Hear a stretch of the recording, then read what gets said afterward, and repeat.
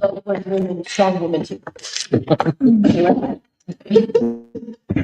Well, good morning, everyone.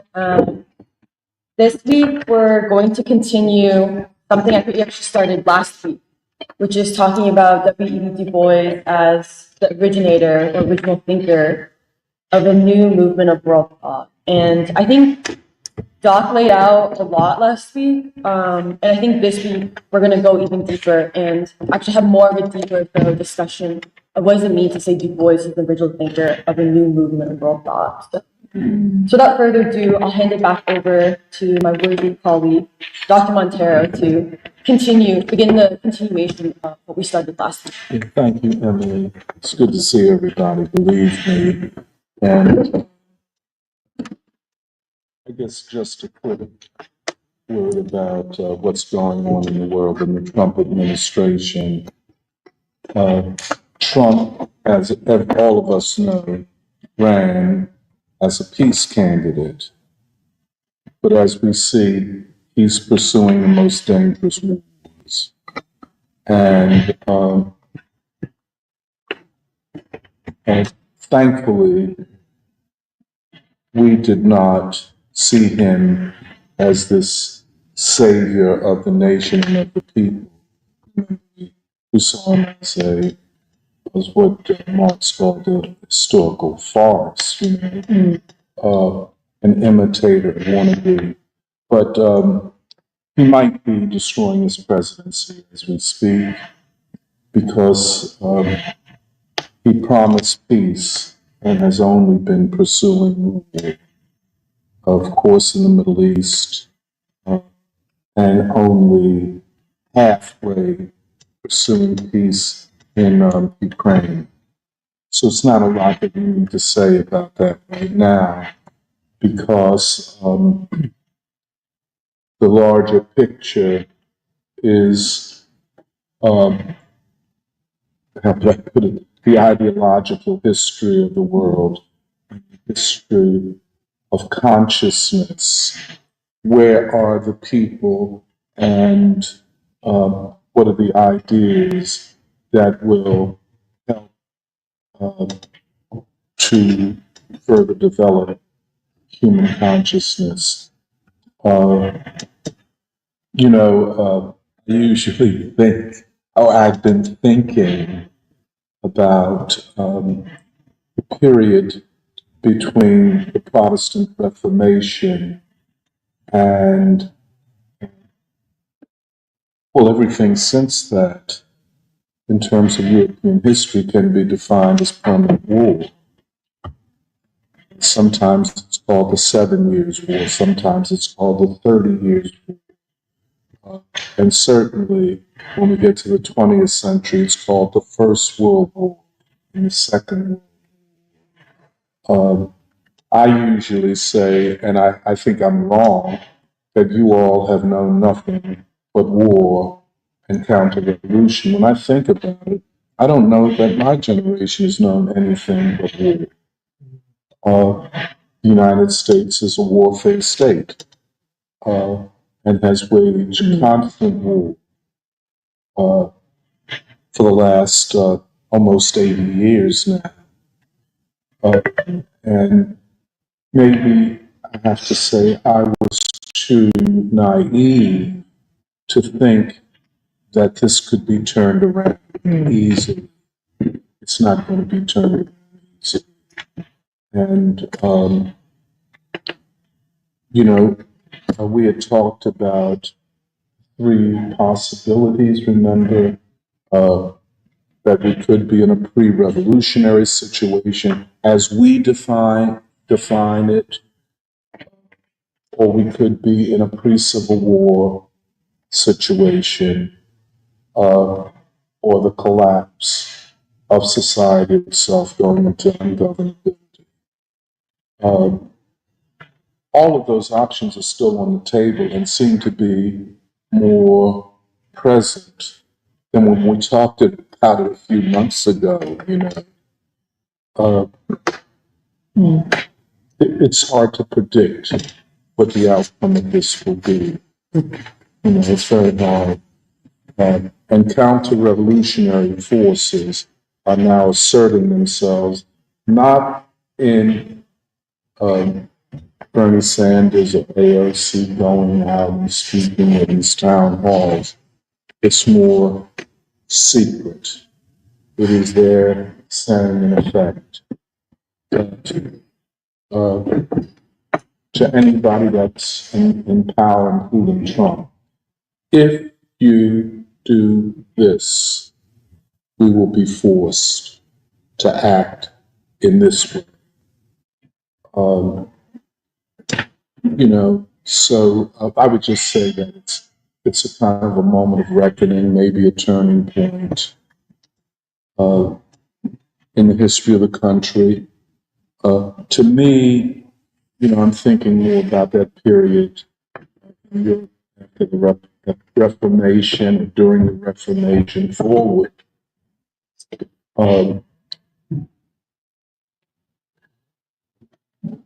It's almost inescapable that the nation could descend into violent conflicts.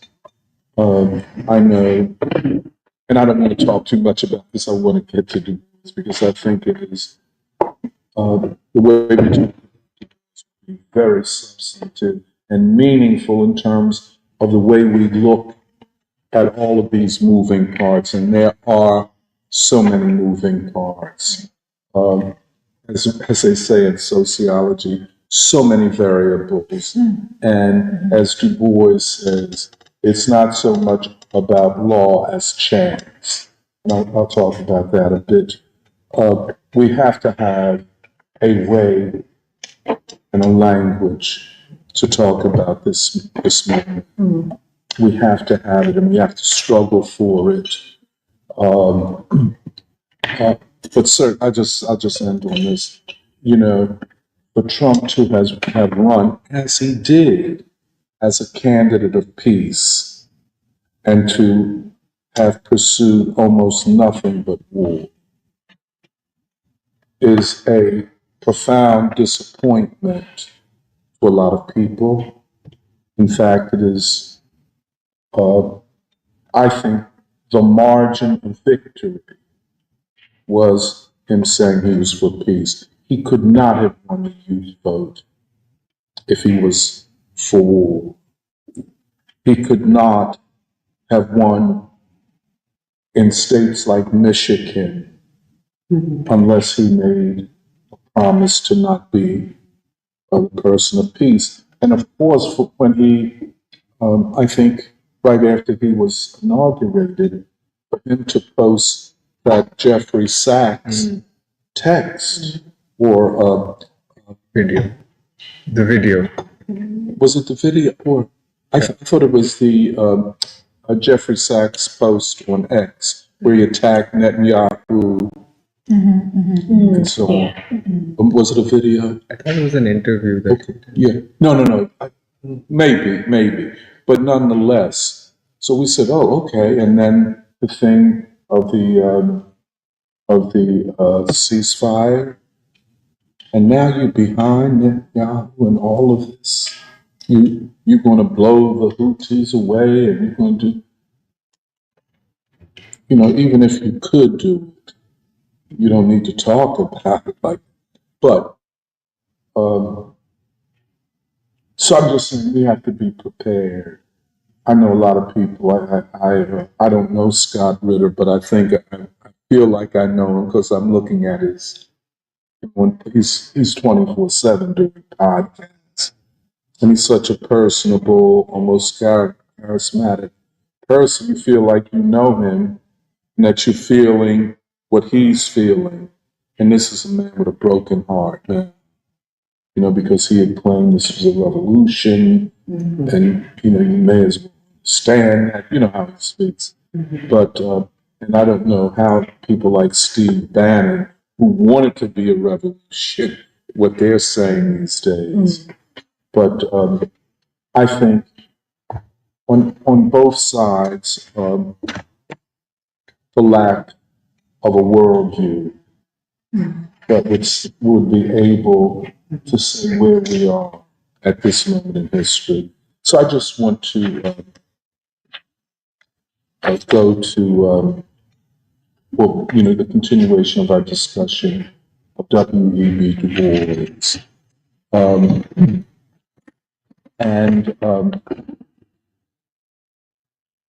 I was just saying to Bois that I feel that I really am beginning to understand Du Bois, and really since the presentation at the Central Branch of the Free Library, and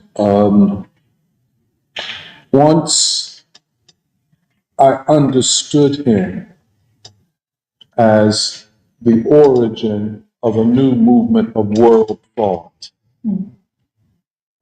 then as I went back and read other things that he has written, it made more sense to me.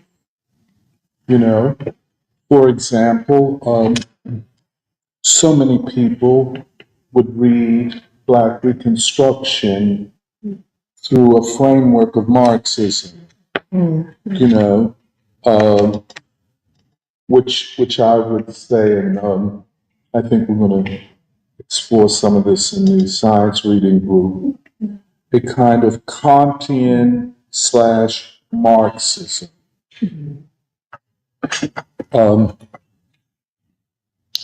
Where Du Bois is constantly saying, and I want to quote from this book, pardon me, Dusk of Dawn, that for the 20th century, we have to understand chance more than law.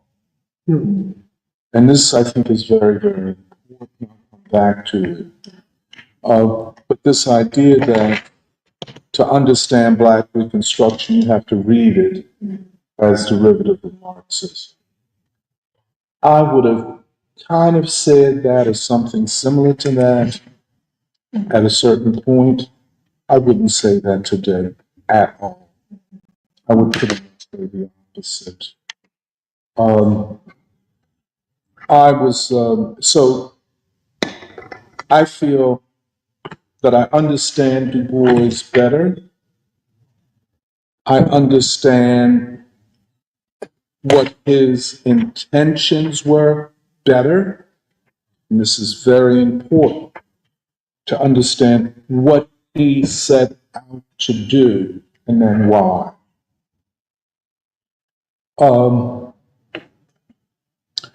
I understand him, and I have to say, I was,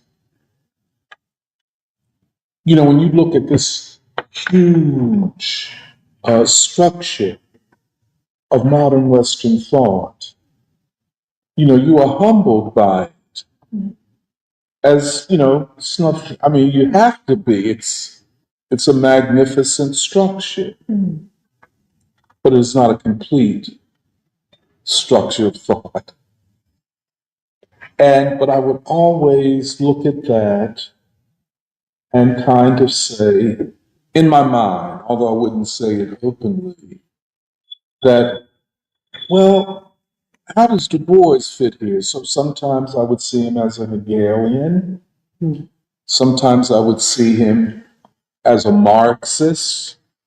Other times, I would even see him as an existentialist in the Sartrean, Jean-Paul Sartre sense. But I was seeing him as derivative of this great structure of European modern thought, and I have to admit that not only was I missing so much, and thus I was unable to fully understand certain things that he had written, such as Dusk of Dawn, this book published, I think, in 1940, I just couldn't get it. Well, and then the lecture at the Central Branch of the Free Library, and this thing of art and science, and this thing of a different epistemology, you know, because, when you do Kant and Hegel, this is where philosophy had abandoned the ontological questions of being, which are mainly metaphysical, and the deep concern with how we know and what we can know. This is huge. And of course, Du Bois is concerned with how we know and what we can know. Right. Especially in the world where the color line and colonial and racial oppression had affects the majority of humanity. I just never understood it. I have to admit, I never understood it. And frankly, I don't think there are many people who do understand it. I mean, scholars and so on. I don't think they understand Du Bois.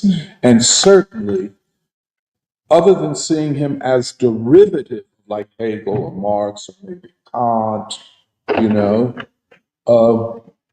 they do not see him as standing on his own 2 feet. And finally, I think that I'm beginning to understand that about him. I got a call this past week from a friend, an old friend who I had not spoken to for at least 10 years. But it turns out that he listens to Free School, and he's impressed with Free School and so on. But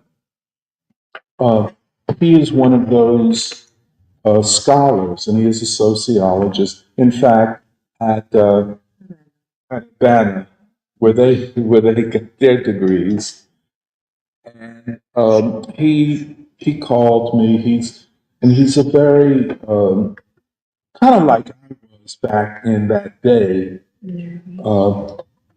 We associated Black revolutionaries with a form, usually what we would call a third world form of Marxism-Leninism. The Chinese Revolution, the Cuban Revolution, the Vietnamese and Korean resistance, and why wouldn't they all proclaimed Marxism-Leninism? Or their ideas, they said, were adjacent to Marxism-Leninism. So we, wanting to be a part of this world movement of thought, attached ourselves to Marxism-Leninism.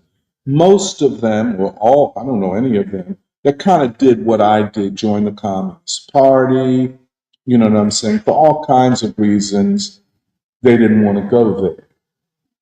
But nonetheless, now with the collapse of the world communist movement, which happened 30 years ago, and yada, yada, yada.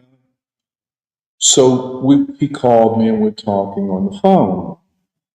And again, this is a brilliant man. And he told me that he is involved with groups that are organizing Black workers in the South. And he says they're trying to go from workplace organizing to setting up workers' councils where, let's say, a number of shop organizers would form a council. And it sounded impressive to me, even if I had to think maybe a little bit too impressive. That takes a lot, believe me. But it's a kind of a theme that goes back to Detroit and the Revolutionary Union movement of the 1970s. And this was the North, but they chose the South. And they chose the South, I think, because of the old theory of the Communist Party and the Communist International of a Black Belt Republic. Right, Remember I talked about that? Yeah. And the South, there's always been this kind of a dualism where uh, our people, our people's roots in the South, the roots of the black proletariat are suffering. And so it is the South that we must organize, you know. Uh, and it goes back to the old black belt idea, 165 counties that are majority black. And I think the South, in some ways, looks similar even today. I can't say because I don't know the South like that. But they chose the South rather than the northern urban proletariat.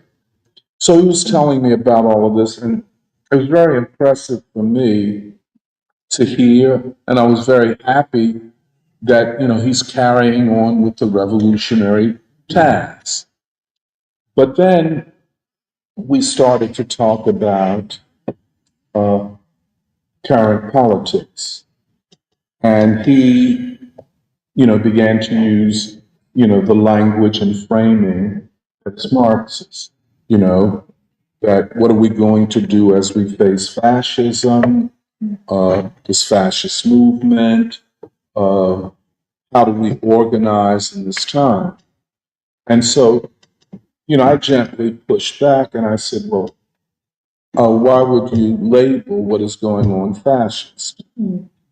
And why is it necessary to privilege the European political history and not the history of the American people?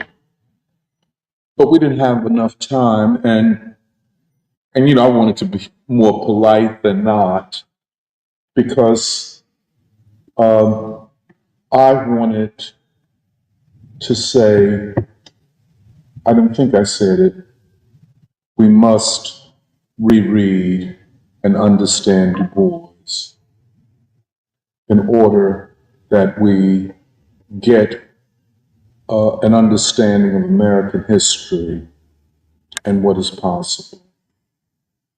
But I will say this.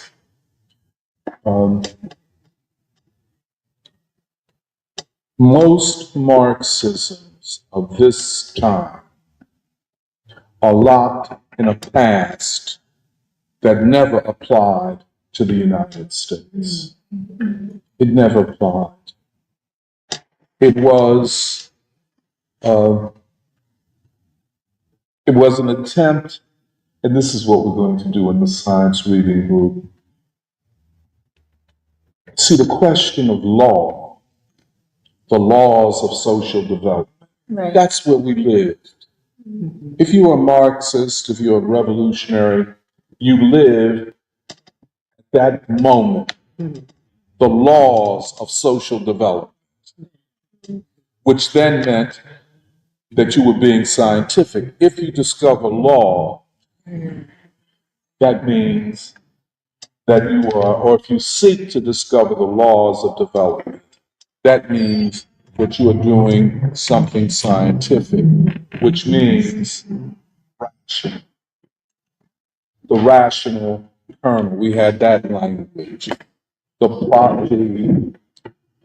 The law-like development and that revolutionary consciousness and revolutionary theories and revolution must align their tactics and strategy with the laws of social development. and and most Marxists are still trying to do that, especially young people who have, over the last 3 years suddenly become communist and Marxist Leninist or Maoist Stalinist, whatever, label they put on themselves. But at the core of it is something that I understand and recognize very clearly. And I guess when I was in ages, I was kind of doing what they're doing. And so therefore I should not be too impatient with them because I come out of that myself. but it's a failed project. It cannot go anywhere. See, and once you go to the laws of social development, you don't have to know people. You know, the human agent, even the individual as an agent within a collective agency, you know, kind of has to be considered, you know? Um, but my friend, you know, who is articulate and for most of his life as an academic and a political activist, has proceeded from this science based upon laws. Du Bois doesn't fit it. Now, the thing that we should say is that if you want to understand that, you have to understand Immanuel Kant. We don't have to do that right now. But this is what he set out to do.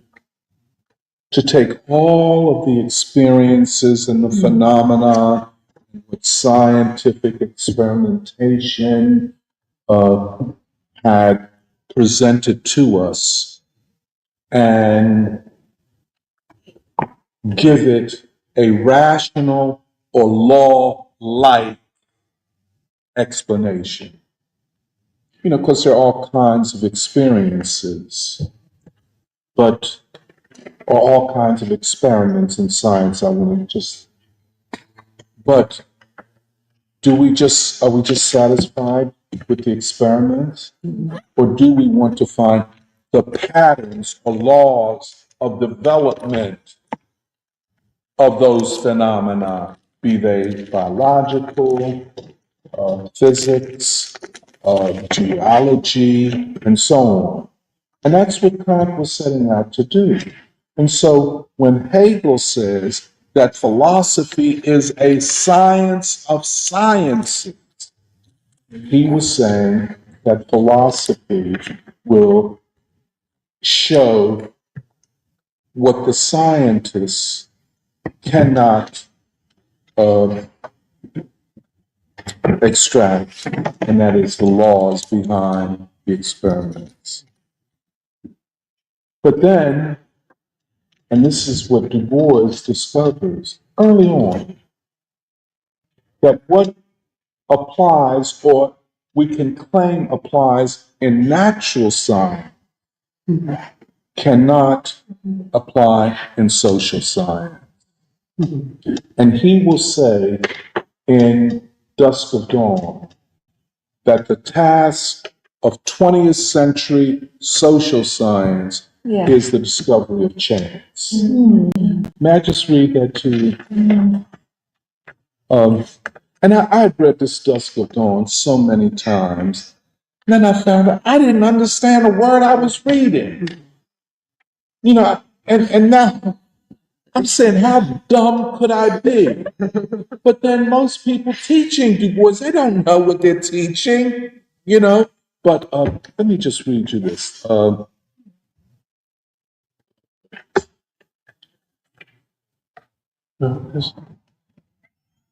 yeah. And this is in the plot, what he calls the plot. And by the way, this is this is an autobiography, his second autobiography, and it is entitled Dusk of Dawn. Hold it, this is so interesting. An essay towards an autobiography of a race concept. Isn't that interesting? And we'll come back. The Dusk of Dawn is interesting in itself. Right. Yeah. But then an essay towards an autobiography of a race concept, which what it is, kind of his autobiography of an attempt to discover science for society, a social science. But he says, let me just read this. Finally, I could see that the scientific task of the 20th century would be to explore and measure the scope of chance and unreason in human action, which does not yield to argument but changes slowly and with difficulty after long study and careful development. Right. And I think here he is saying something that Kant or Hegel nor others, even the logical positivists and so on into the 20th century, could not say. The idea that in human behavior in society, there is unreason and chance. Now, where we go with that is another question. But he establishes what is the task of social science. And he says, and I'm quoting here, the future of mankind was implicit in the race and color of man. That what he sometimes it seems almost casually mentions as the color line. He is saying that the future of mankind is in how we understand the phenomena of race, which is, far bigger than just race and is not about biological race, but is about civilization, about democracy, about the relationship of the European nations to the darker nations and all of this, So,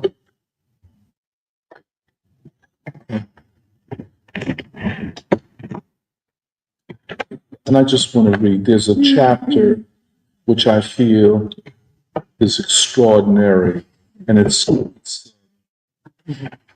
chapter 4. It's titled Science and Empire.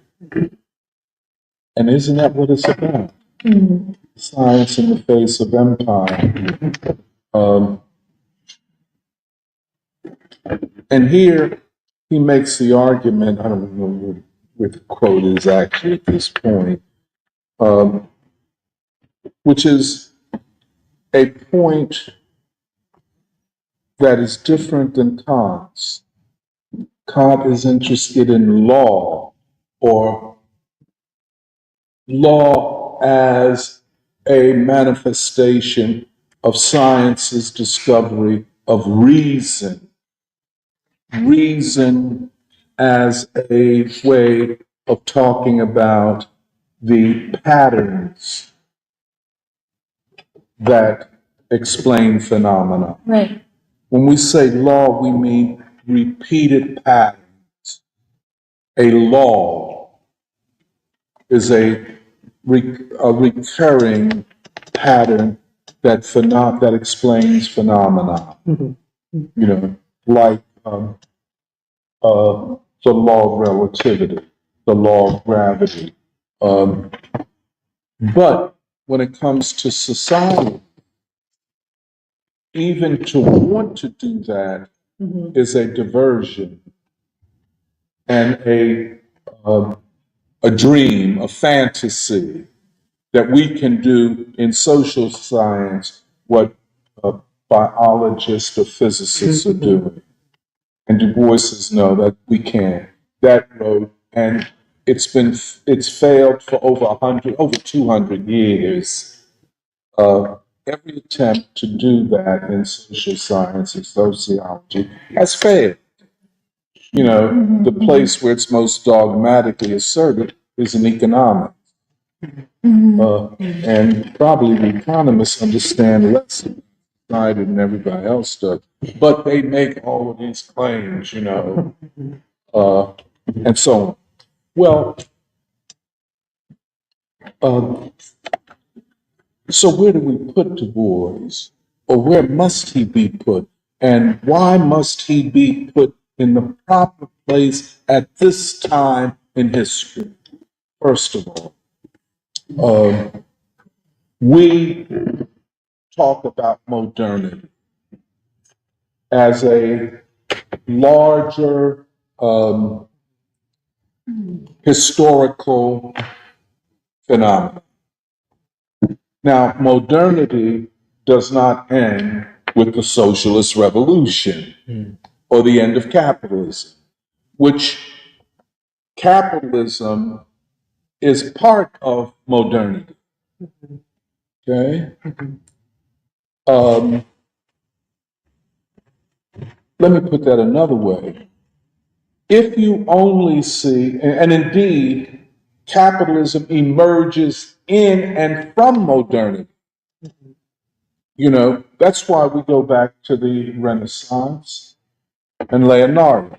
And that is why we were saying that modernity is a new axial age.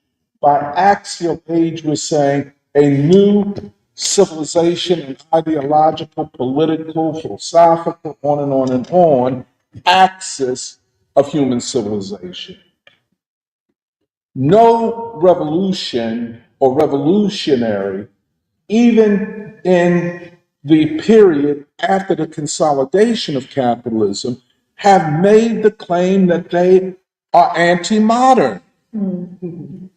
I mean, Mao or Sun Yat-sen or Kwame Nkrumah or Fidel Castro, no one has said, I'm postmodern, I'm anti-modern, because they're not, you know? So we're talking about epochs or eras in modernity and tasks of revolutionaries in the various moments of modernity. Okay.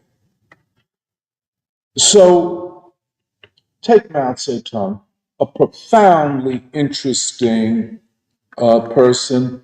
You know, you can hate some things about Mao, but you can never stop loving Mao or learning from Mao. You know, he is really following Sun Yat-sen.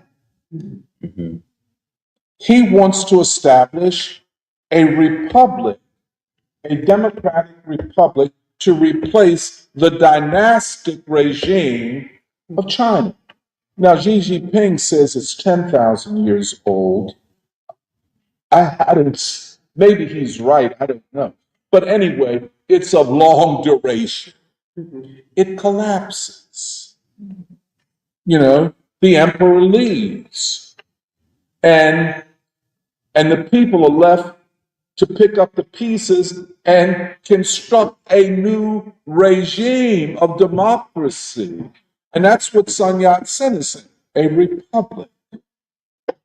And but then the warlords, merchants, foreign militaries, and foreign economic interests sabotaged it, as well as the political struggles within the democratic forces. Among them, I include the communists and the nationalists, the Kuomintang, you know, how that battle was fought. And then the reassertion of Japanese imperialism. But nonetheless, the struggle is for a democracy to modernize China, a struggle that continues up to this day.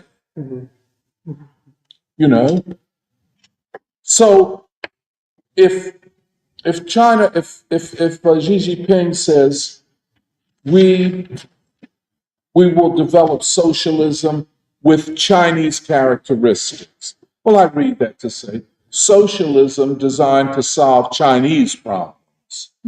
You know, and what are the Chinese?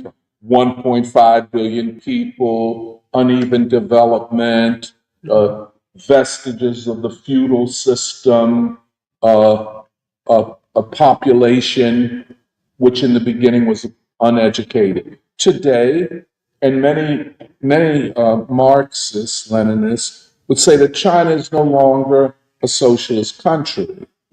Well, the first thing to ask is the Chinese. The form of the economy is not the most decisive thing. Is it Chinese? And does the Communist Party, which is a socialist party, but a realist socialist, a Communist Party of China, not a Chinese Communist Party, a Communist Party of China, which means they have to solve the problems of China. If there is any legitimacy for the Communist Party of China, it is because the people see it as solving Chinese problems and living up to a social contract that the Communist Party of China made with the people, maybe from its beginning in 1921, or certainly 1949, with the declaring of the People's Republic of China. It is not anti-modern. So if you want an anti-modern or anti-modernity party, don't look for it in the Communist Party of China or the Communist Party of Cuba or, as it were, the Communist Party of the Soviet Union or the Workers' Party of Korea or what effectively is the Communist Party of Vietnam. Now, what is the point? The point is that the tasks of modernity in the 16th century are vastly different than the tasks of modernity in the 20th and 21st centuries. Why is that so? In part, it is so because now you are dealing with the question that Du Bois put as the uppermost question for sociology and social science, Right. the color line. People say, well, isn't the question, the burning question of our time, the question of class exploitation? You know? Yes, but not solely or really essentially. Okay? I'd like to come back and maybe we can think that through a little bit. Now, my argument is that the practice of revolutionaries of the 20th century did not actually fit the ideology that they claim defines them. And that their practice, to me, is a demonstration of the need for a new world movement of thought. So what they're doing almost because they're forced to solve the problems of their societies, you know, lacks an ideology that would guide their scientific and political practice. I'm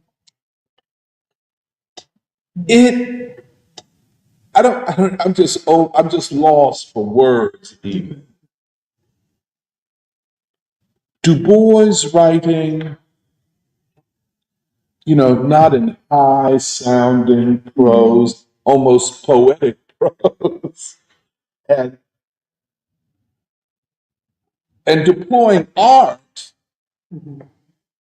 as a part of the epistemological issue of knowledge. Why art? And why not law? Why did Kant say that to understand, another way to put it, to make sense of what the natural sciences were discovering, you needed more than,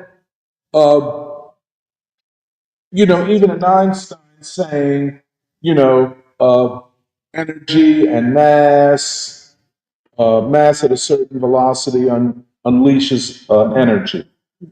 You know, it's a beautiful thing.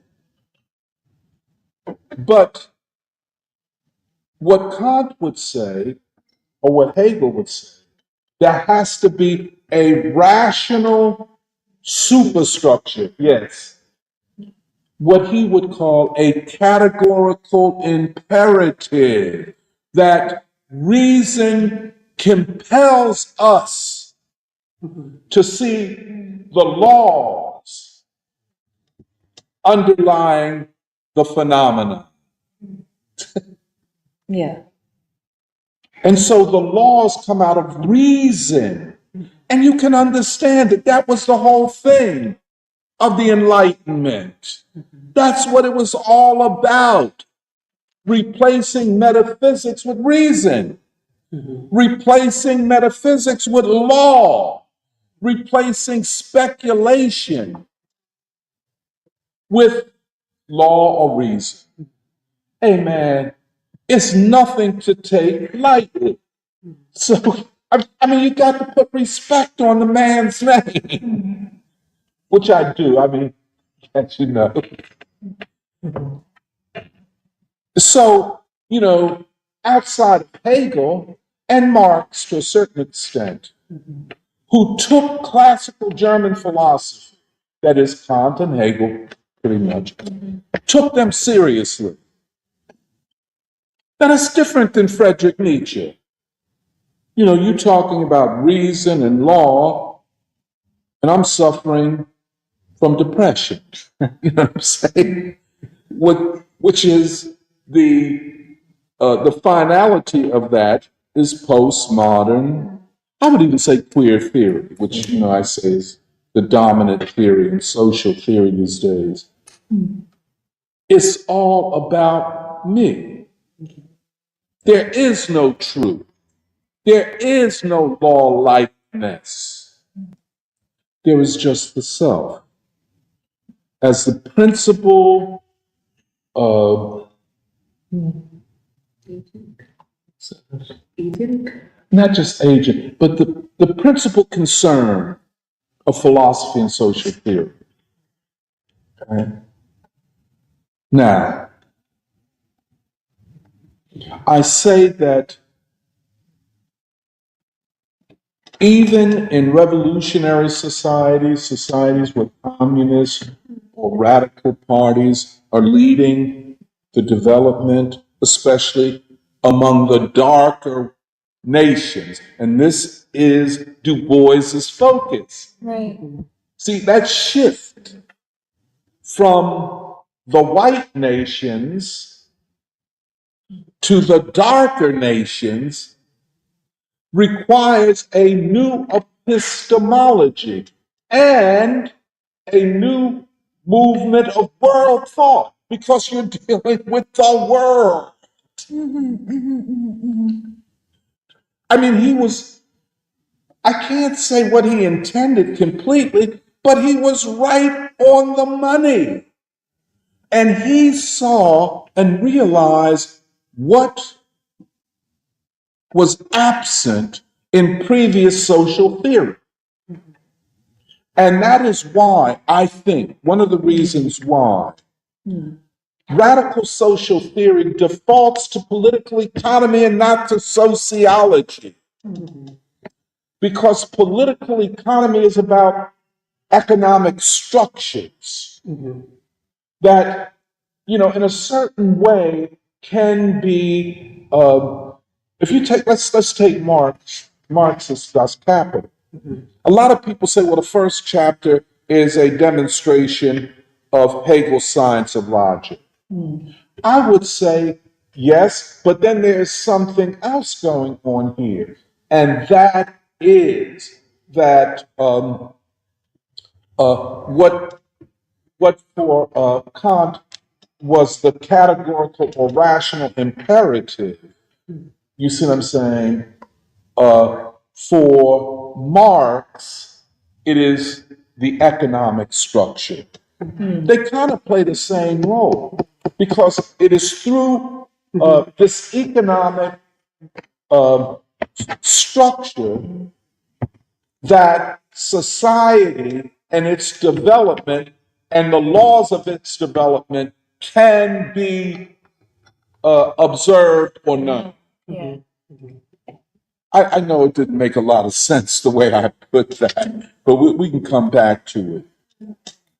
So it is predictable, and that is what economics and Marxism, total predictability. Right. You know, and for the revolutionary, we have to align our practice with the predictable laws of social development. Very simple. Very, very simple. But it never succeeds, especially in the United States, you know? And even if the revolutionaries, let us say in China, in the Long March, all of it, they can say and proclaim all they want. But what they're doing is not what they're proclaiming. Right. Their words and their theory do not fit the practice. So this has always, I think, been a problem for Marxist Leninists in the US situation. We can talk day and night one way, but then when we try to put it into practice, we're doing something else, which in the end has made it so that all Marxists, or most of them, have retreated to the academy. Marxism becomes an academic pursuit and not something to put into practice. And so a lot of times, I guess I wish Johan were here because he follows this more closely than anybody. Somebody could say, I'm forming a communist party, or I'm forming a socialist party that is really a communist party, or I am the original communist. Everybody's a communist these days. Part of it is that there's no price to be paid for being a communist. You don't lose no job. I know one person said he lost a job in an elementary school as uh, how would you say, a wrestling coach. But you don't lose it. There's no price. You don't go to jail no more, So we're all communists up in here now because there's no reason not to be. And it can become performative. But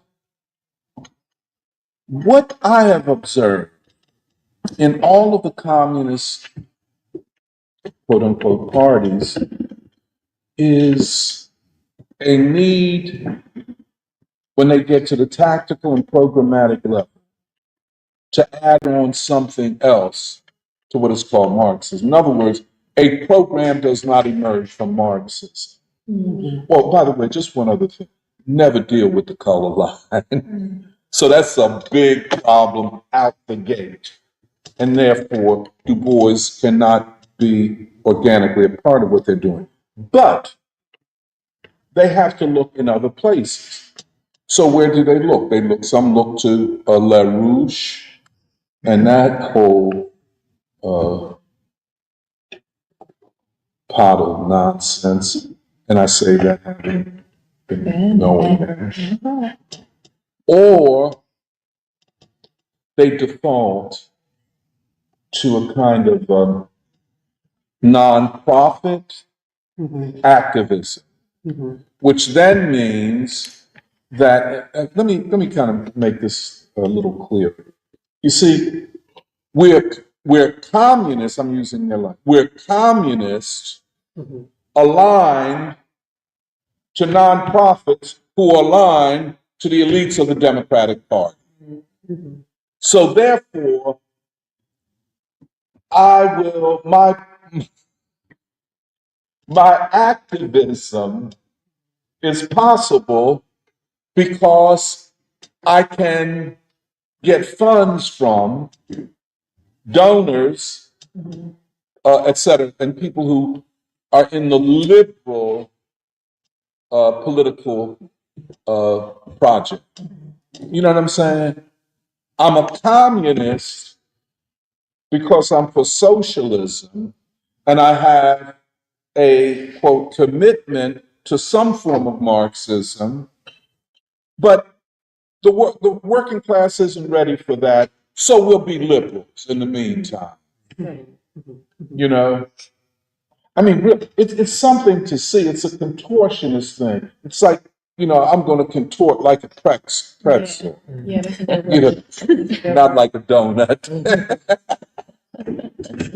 But it does, it's not a coherent thing. You know, it's saying one thing and so on, but what you do is absolutely different. Now, why is there such a huge problem in recognizing divorce? We ask this all the time. It's kind of, except you get like, okay, if you're listening, I hope you don't get upset. A fake school who want to imitate the free schools anchorage in Du Bois' study of Du Bois. But we all know it's fake. It's not about Du Bois. It's about attempting to get some legitimacy through using Du Bois. Or you get the American Communist Party and Midwest Marxists who will say that Du Bois is America's Lenin. And, for real, they don't even mean that. Lenin is the great man, Du Bois is a derivative of the great man. They're not all that great. I mean, we have to, because they do not know Du Bois. You don't understand Du Bois on the basis of, 6 months of reading him. That's a trivialization, and you would never, when it comes to Kant, who would even think, or Hegel, you just, great thought requires a great commitment. And then to take that thought and find a way towards its application in the process of revolutionary social change is a whole nother thing. But then the problem is also that they have not yet understood that we are at a different moment in modernity. We are not in the moment of overturning modernity as such. We are in a moment of the further development of what modernity is. And I use as evidence again, there is no revolutionary that has successfully done anything that will say, I'm postmodern. I mean, could you imagine Xi Jinping or Mao Zedong, oh, we're postmodern in that? No. So the question is, what are the ideas for this moment in modernity? And this is where Du Bois comes in. And I think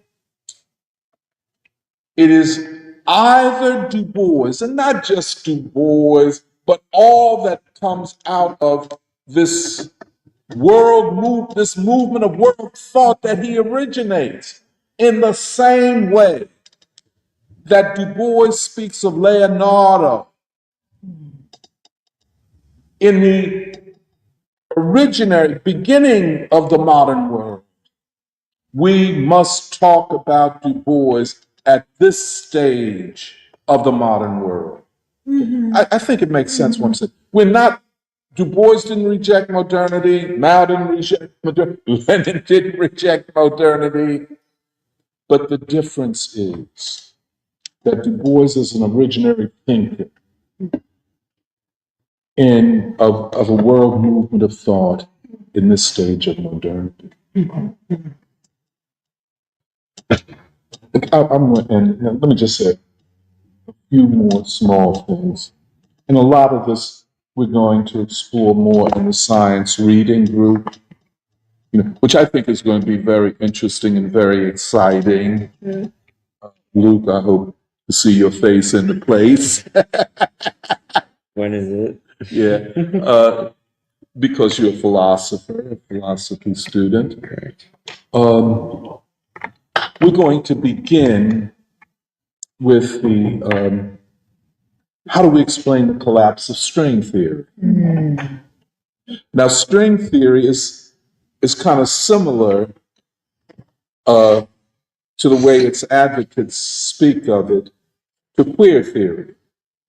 Most people don't really understand that queer theory is not about sexuality. I'm gay. I'm lesbian. No. Trans. Queer theory is the maybe not that. I don't think there's a dominant theory of social these days, but it is the leading theory of society. It is the way string theorists talk about a unifying theory, a theory of everything, a theory that could unite relativity and quantum mechanics, a theory so complete, so robust.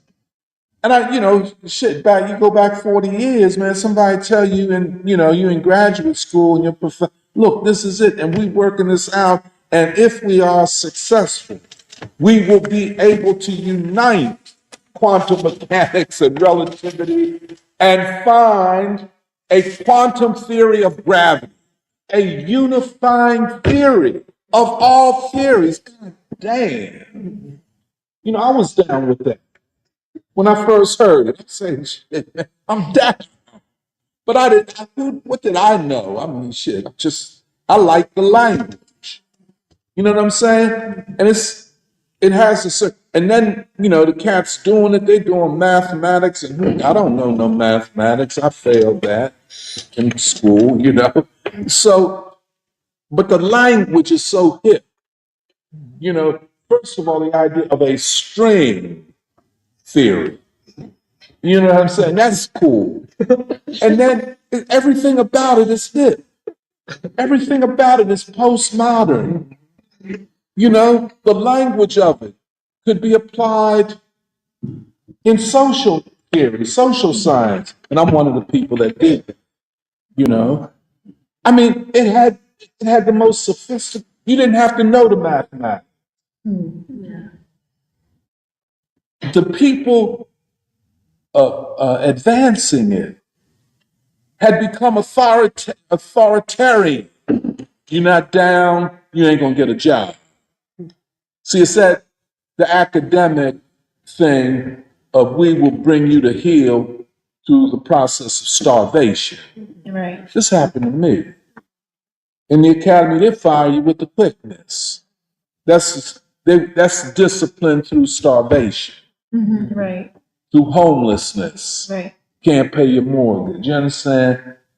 And the cold-bloodedness of academics who believe that they deserve what they got, that it was not a corrupt system that chose them to be where they are. And therefore, it's a kind of, what is it? You know, um, you know, the best and the brightest naturally come to the top in a society that's democratic. That's why this democratic shit. When you talk about the academy, the most corrupt and undemocratic institution maybe in the society, that is run on a principle of you got to kiss my feet to get over. Academics are among the most corrupt and evil people in the society. And then when they are funded big time, like the string theorists, and they are and were. They dominated. There was no physical theory. That was the theory. Everybody else just doing experiments. You know what I'm saying? Y'all just doing the grunt work, but we are the ones doing the sophisticated mathematics and thinking, even epistemology. Hey man, and they was rolling heavy for about 45 years, man. I could only imagine, unless you're in that, you living in, you're teaching at Stanford, out living in California by the bay, and you got the best crib, you eat the best food, you drink only the most expensive whiskey, and you keep it 100, you smoke cigars, you know what I'm saying? And you party like it's 1999 every day. And then it collapses. And this is what we want to study. The collapse of an epistemology. The collapse of an epistemology. The collapse of a theory that had no evidence of it being right or wrong. You could never test it. You know what I'm saying? It's like me saying, hey, man, I'm hip. I got this all, I'm controlling this. Just hold on. I'll explain it to you a couple years from now. Then it's a couple years more, It collapsed. We want to look at the collapse of that epistemology and then go back to Kant and rationalism and then hopefully make what I think would be the decisive move, and that is Du Bois. Because now I think I am confident that Du Bois worked it out epistemologically, and that what he offers is a more complete and coherent theory of the current stage of the modern world.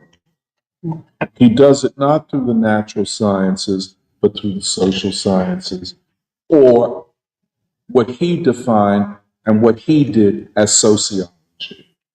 And he did it not by making all of these great claims of the zeitgeist and, the laws of social development, but as he said, by studying my own people. This is the scientific period. The studying of my own people. The study of those behind the color line. The study of the racially oppressed. And thus, in studying his own people, he was studying humanity. I consider it to be a task and an objective that surpasses even what Kant intended and set out to do.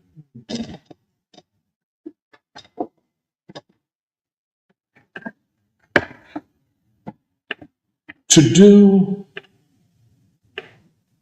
what Marx could not do in Das Kapital.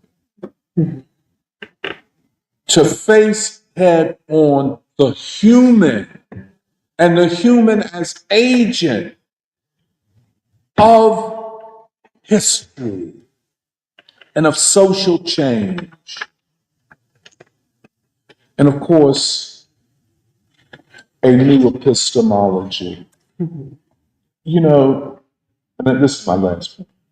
The collapse of string theory is a warning to academic, what I would call bourgeois theorists.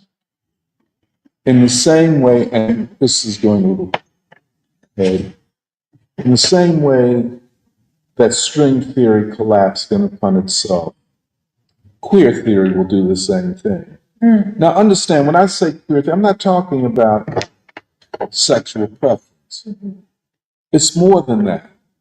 Matter of fact, it was never that anyway. You know, it has always been about a theory of society and its future. And so it will collapse. For the most part, American intellectuals do not have a theory to explain this time. You know, like Scott Ritter and so many others, their hearts have been broken by Trump. And I feel bad for them.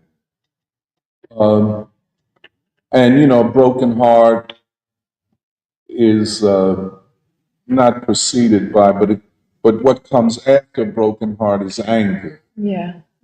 And despair. You know, anybody's had their heart talking about.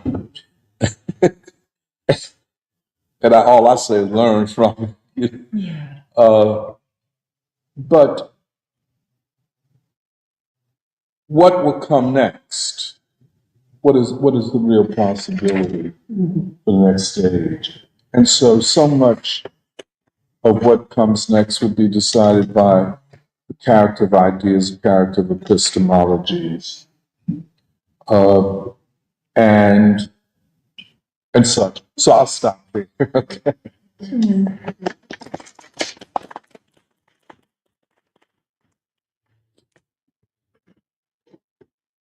Yeah, I'm nervous to go first, but I'll try my best. And I'm also nervous because it's a pretty foundational day in preschool. And I just want to try summarizing, my interpretation of, what you were saying of Du Bois.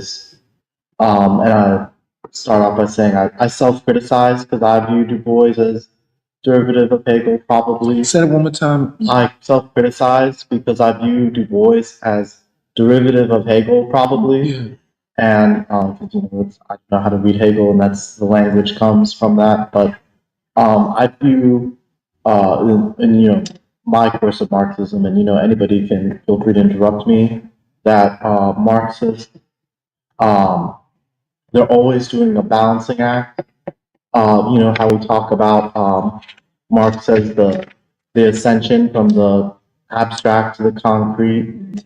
And but Marxists have realized that with the collapse of the Soviet Union, a wrong turn has been made, and I sort of got that from you. And we have to question why the development of things didn't work out the way it was theorized. And I think many Marxists have made they tried to fuse ideologies with Kant or Hegel. We talked about Mao. I always liked how Mao said, the spirit of the people can move Mao Tai, I believe he said that. And what he was saying was, the spirit of the people, something abstract, can produce a concrete change, which is, in my view, a Hegelian turn from materialist Marxism to, what Mao would discuss, the spirit of the people.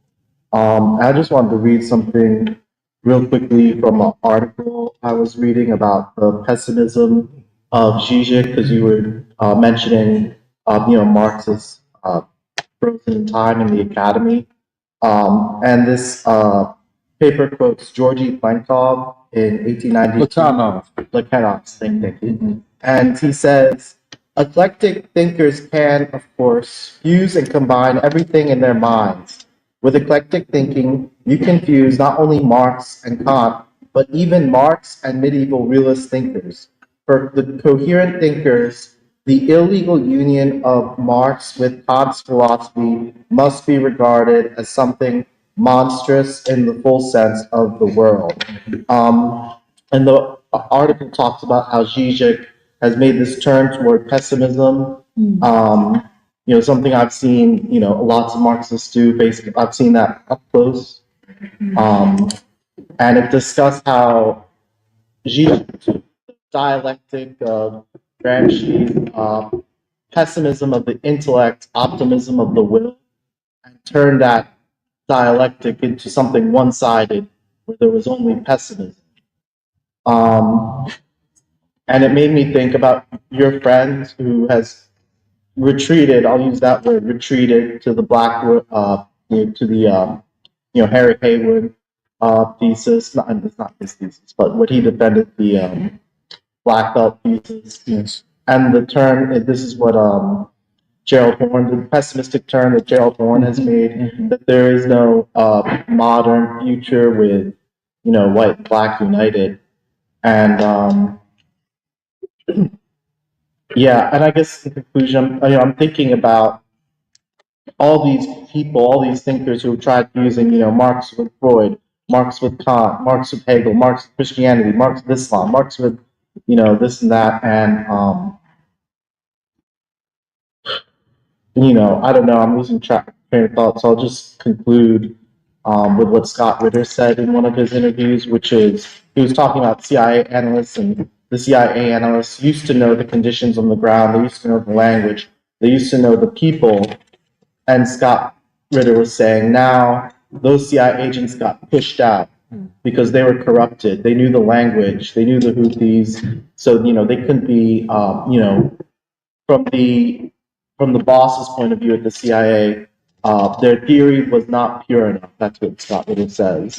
Their theory was contaminated, and yeah, I think that's my interpretation of the way that many people. As someone who's seen it up close myself, I'm not anti-queer people. A lot of my mentors, especially my Maoist mentors, were trans women. But from what I saw, they evolved into drugs or, their Maoism, or, you can go back to the 70s and those Maoists, I forget the name, the Weathermen, and where they are now, they've integrated into the Democratic Party. And, I used to look up to them when I was younger. Yeah. Yeah, can I just say about Plekhanov?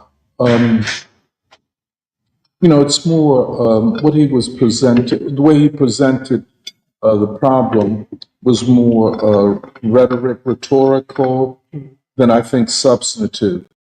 The question is not whether Kant and Marx can be united, but the question is, are they epistemologically on the same page? And that's a bigger question. And I don't know, I don't remember who in particular Plekhanov was addressing. However,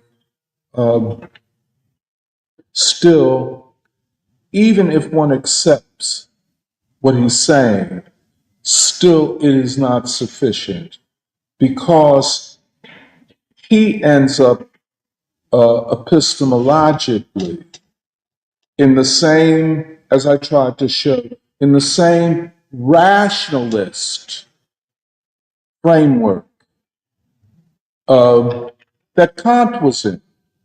Let me put that another way. That Kant is not alien to Marxism.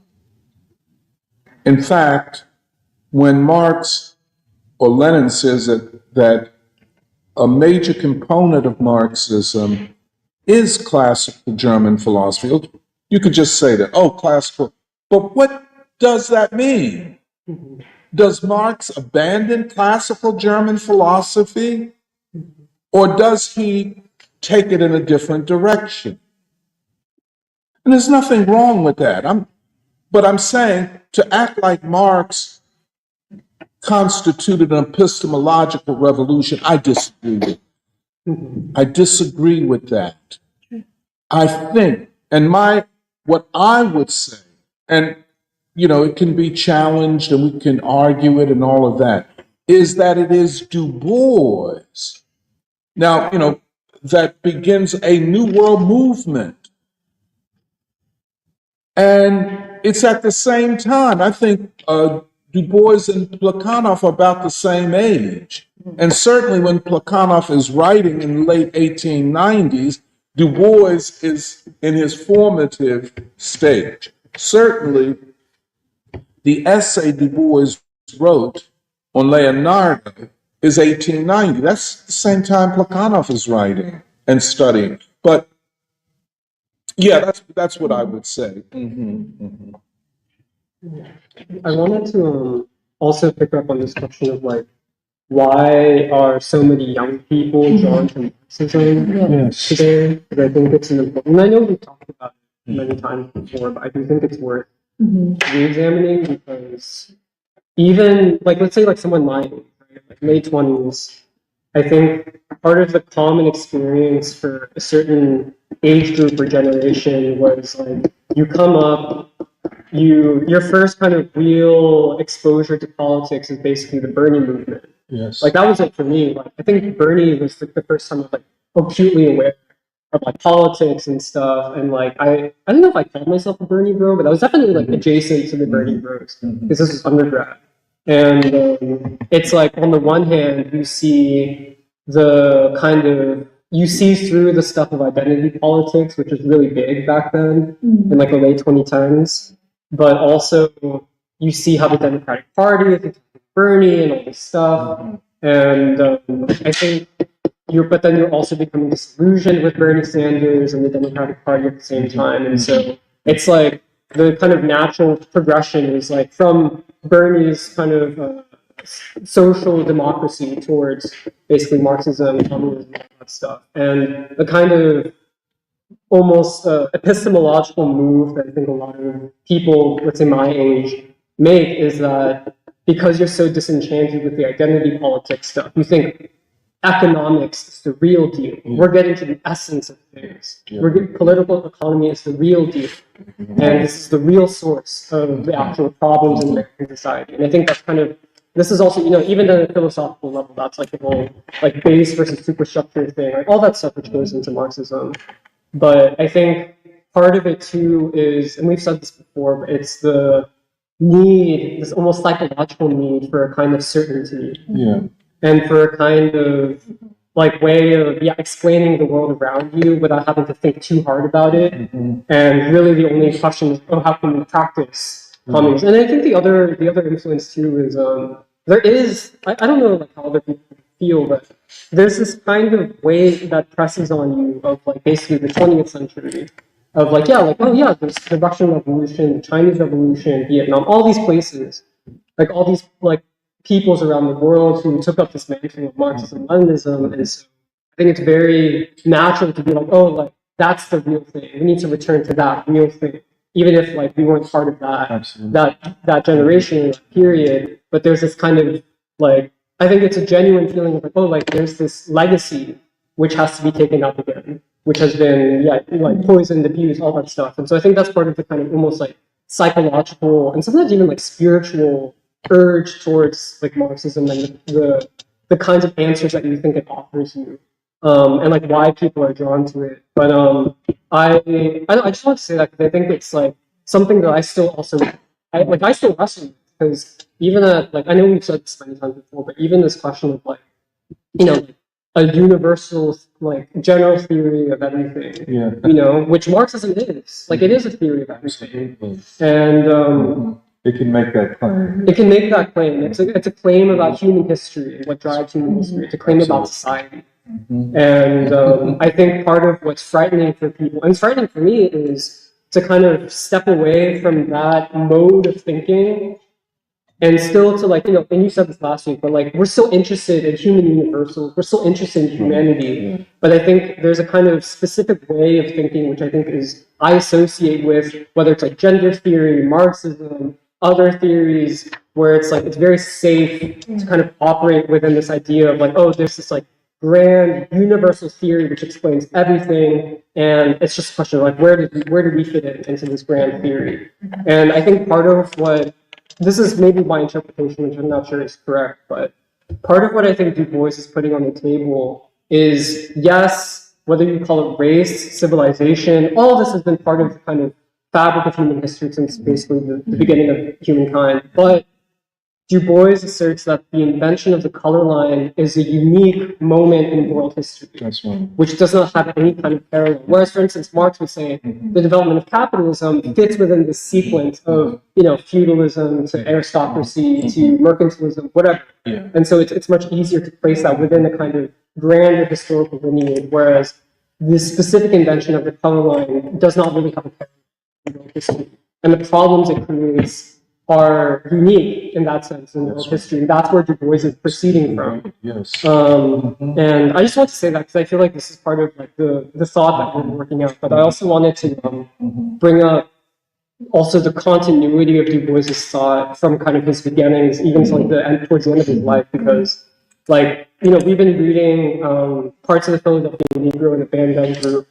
And I was also thinking about it in relation to Russia and America, which is one of Du Bois's last like big works, which was never published, but he writes it in 1950. And like even from the very beginning, I think Du Bois, without fully having the complete sense of the project that he's embarking on, like it's like 1899 when Philadelphia Negro was published. But he starts off in the second chapter. If it's okay if I just read a little bit. And he says, so he's explaining like why is he interested in this question of Black people in Philadelphia. And he says, here's a large group of people, perhaps 45,000, a city within a city, who did not form an integral part of the larger social group.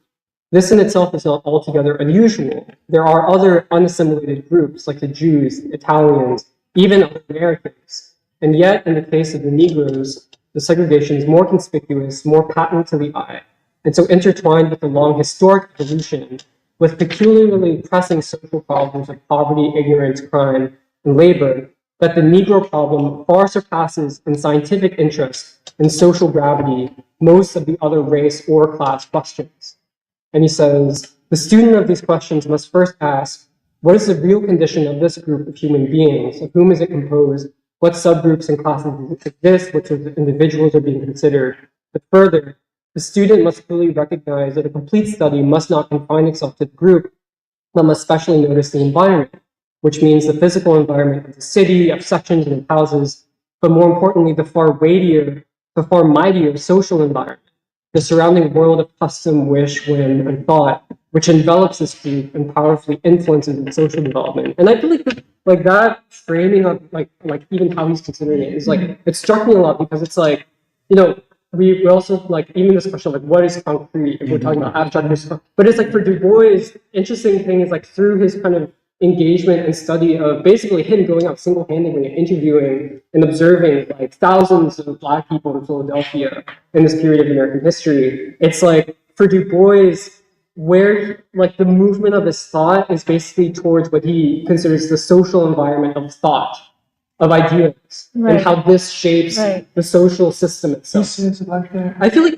that's kind of what I'm extrapolating from this, right? And I just feel like that's important because even this question of like a world movement of thought, like why is this important? Because I think like my understanding, and this is something we've talked about, but it's like my understanding is that for Du Bois sees like consciousness, ideas, thought as not something which is superstructure on top of a base, but he sees it as what constitutes and shapes society itself and human development. And this is, I think, where he starts to even develop this idea of law and chance, in which chance is part of what shapes society itself. And the last thing I want to say is I was thinking about the continuity from basically this period of 1899 to 1950, where, and this is just a follow up on what you were saying of like that a lot of what we consider the great revolutionaries and revolutions of the 20th century were practicing a politics with a certain ideology, but there wasn't a full coherence between the practice and the ideology, where like the other part which I want to bring up from Russia and America, which is Du Bois' interpretation of the Soviet Union, is how he interprets Lenin and the way that he characterizes Lenin in a way that no one else has really described Lenin this way. And I think it's in part because Du Bois, it's not just even like what Lenin specifically represents, but Du Bois sees something in the socialist revolutions, in the Russian Revolution, which I think even those revolutions themselves did not recognize. Where Du Bois says of Lenin, quote, So he said Lenin, one of the greatest men of this century, was a social scientist. That is, a man who believed that the deeds of human beings were subject to natural law, and that this law could be discovered in its action measured. Others, like Comte, had forecast a sociology to develop along with physics and biology, but practical reformers in religion balked at the concept. A real science of human action would deny freedom of the will, would contradict moral responsibility and acts of God, and it was, quote, materialistic. But Lenin was not the sort of modern sociologist who boasted of his science and did nothing to discover it. What laws govern human action, Lenin did not know or pretend to know, but following Karl Marx, he saw the rhythm of history and determined to plan human life in accord with known knowledge and on such scientific hypothesis as he found would work. He stood ready and eager to revise and restate, in the light of experience, any hypothesis or theory he might hold.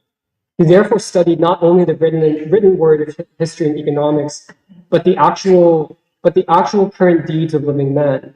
He knew the lives of the masses. He admitted that much which men did seemed spontaneous and unconditioned in a matter of chance, but he was determined at least to measure the limits of this chance, and beyond those limits, if limits there were, to plan the actual lives of men.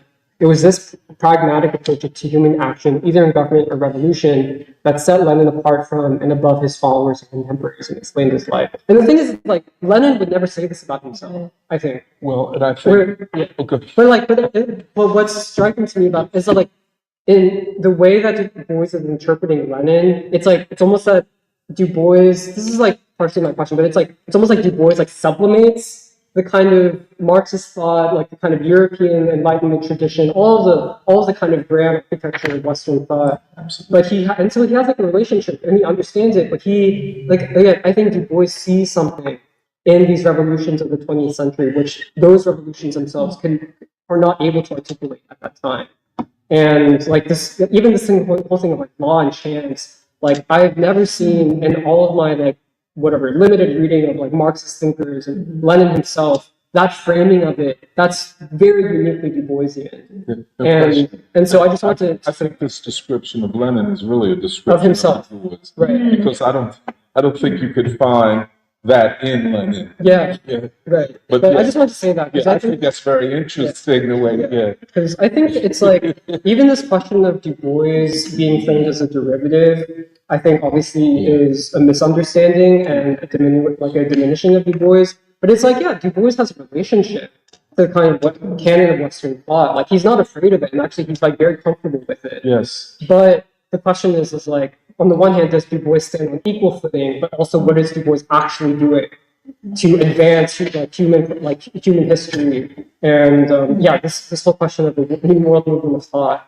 And I think these are the great unanswered questions which I think most young people, because we're so fixated on I just want to have I need a program, I need a dogma in order to just basically have a program of action. Like you're not taking the time to actually think through these actual questions which are put on the table, especially in this time. But I think this is just a quick thing.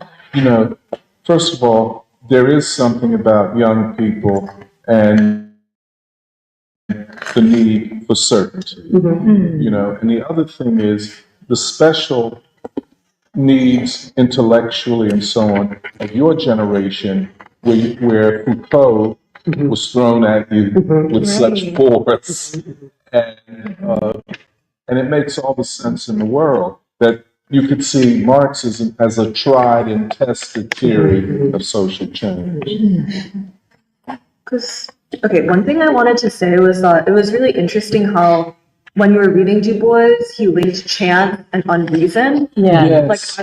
I hadn't thought about that. But then unreason, I feel like that basically brings up for me white supremacy, which is the form of unreason. And thinking about how, because in Science and Empire, he's basically struggling with I'm trying to do science. I'm trying to actually figure out reason, but then I have to go up against this system of unreason, which is determined not to know. And I feel like linking Can I those ask you a question quickly? Would you see that as a subtle critique of Kant? maybe you. Where reason is the crown jewel of everything. Yeah, because I thought unreason was referring to actually strivings.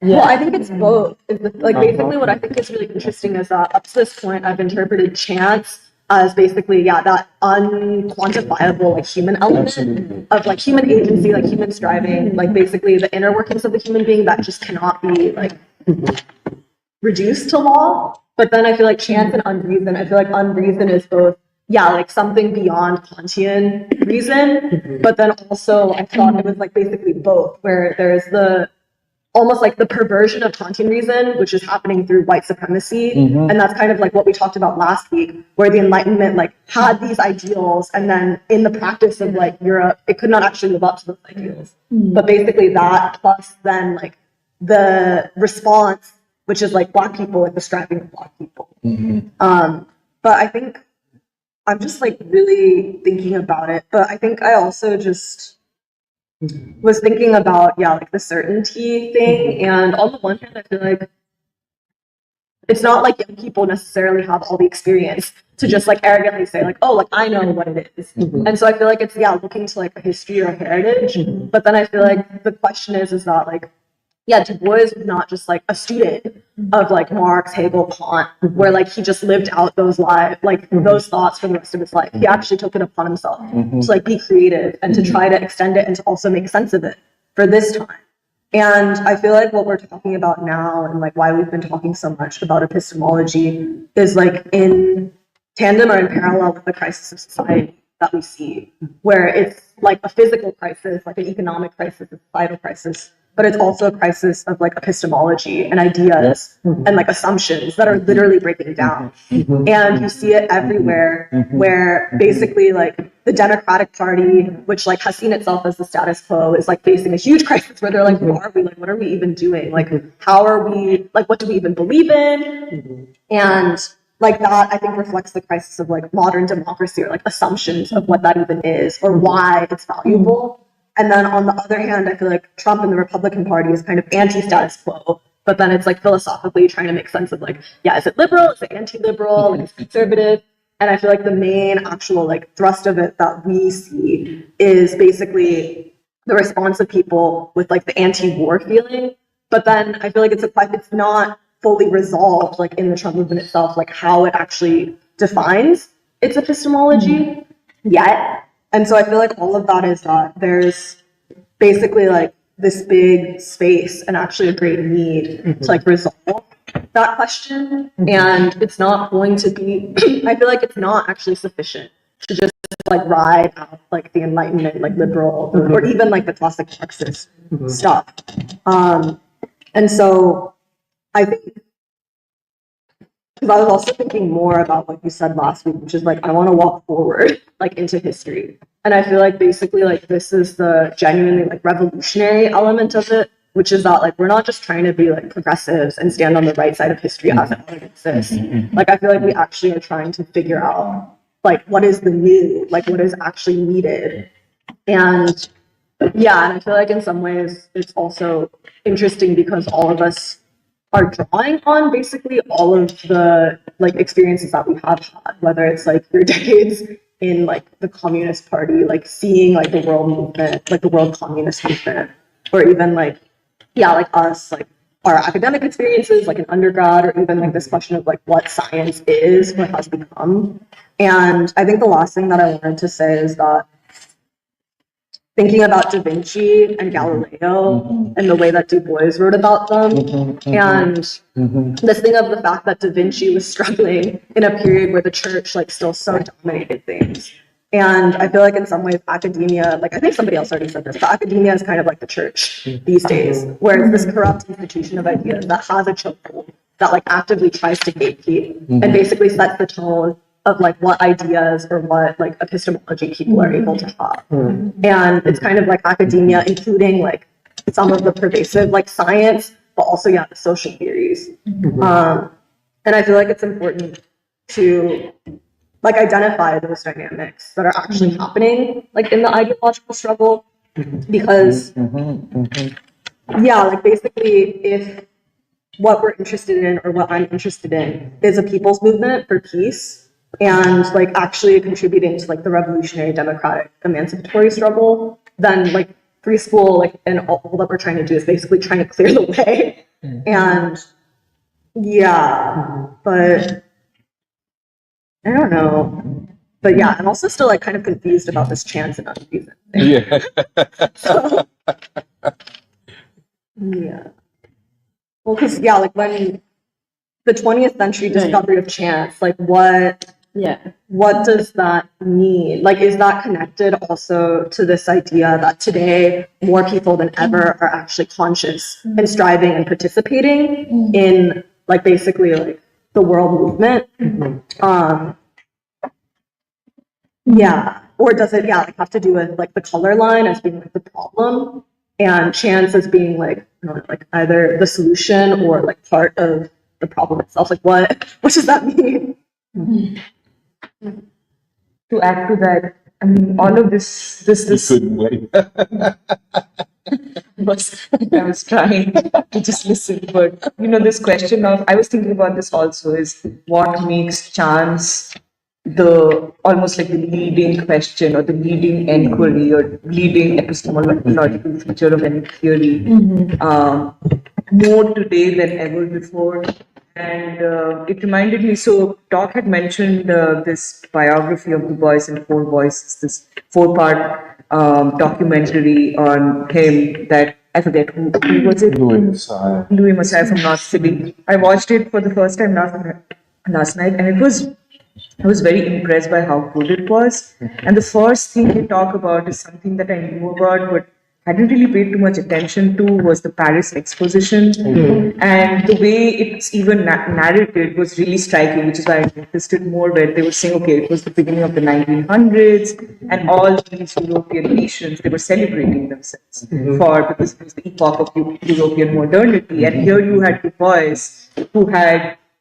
who basically, I mean, I think I'm just so used to thinking of Du Bois as a genius that even when he does these extraordinary, Du Bois, he did that, right? But for the first time, it struck me what it meant among all these European nations who were at the top of, you know, their whatever. They felt like they owned the world. Then you had Du Bois go there and say, no, these are my people, and they are worth being at the same level of what you are describing about your world. They belong here. They're human beings and they belong here.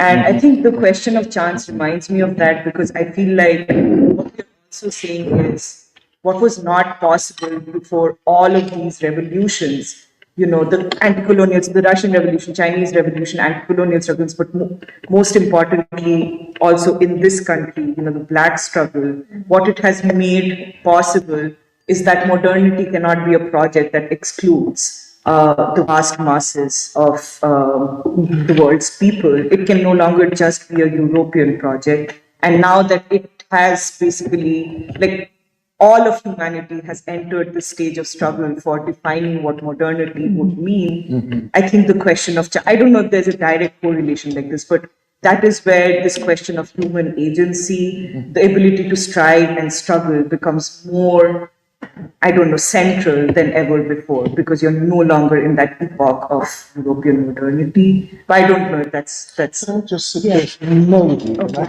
you know, Kant uses this concept of the categorical imperative, Right. which is another form of talking about the rational imperative. And chance is an epistemological category.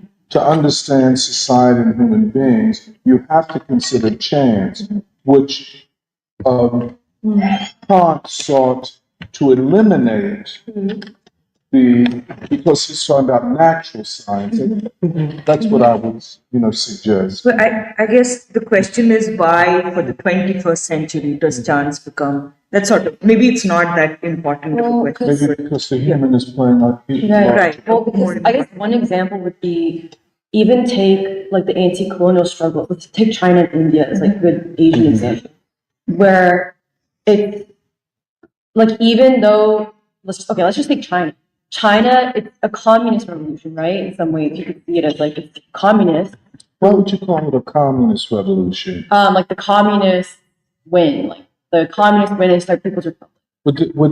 First of all, did they define it as communist revolution?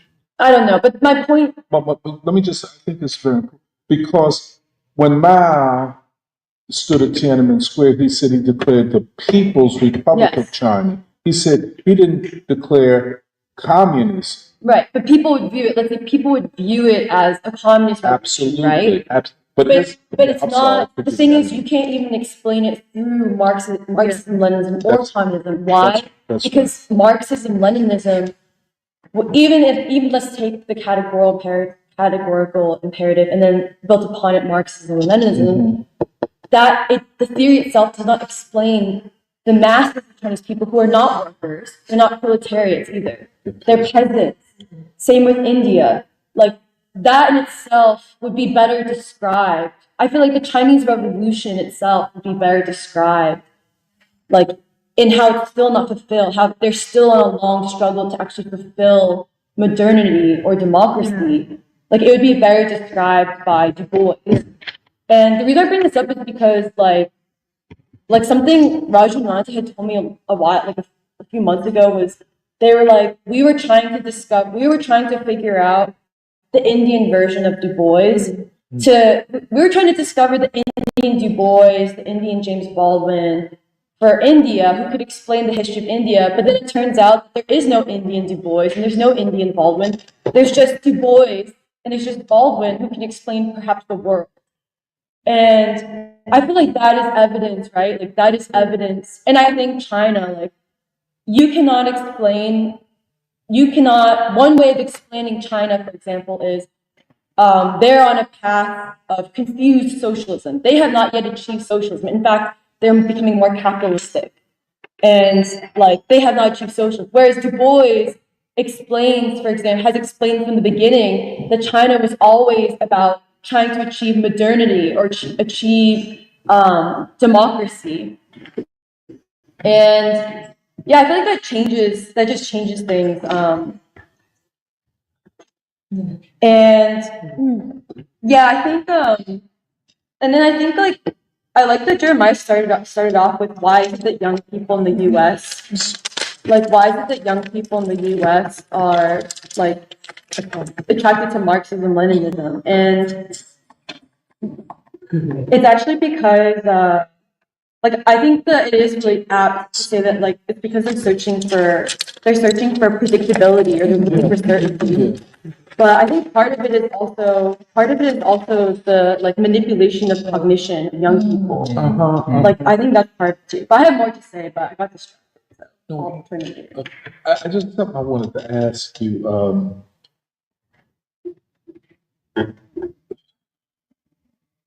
Yeah. No, I'll ask later. I'm sorry. Well, actually, you did bring up something that came in my head about the Du Bois and James Baldwin synthesis. And I don't know why you mentioned it just now, but I'm trying to, or something else is rearranging in my mind, and I guess it has to do with what Doc, you started out with saying, like, why Dusk of Dawn, and what Du Bois was doing, and, like, why is it also that James Baldwin has a unique relationship to, I guess, the revolutionary consciousness, for how to frame things, give language to things. And so I was thinking about, or trying to revisit that in my head. But then the other thing, from what you were saying, like, or Dusk of Dawn, the autobiography of a race concept, and why is it that, like you were mentioning earlier before free school, like, so much has come from Du Bois, like Aaron Douglas or Duke Ellington, or August Wilson, and there's a different, and I also think, Samir, what you're saying, the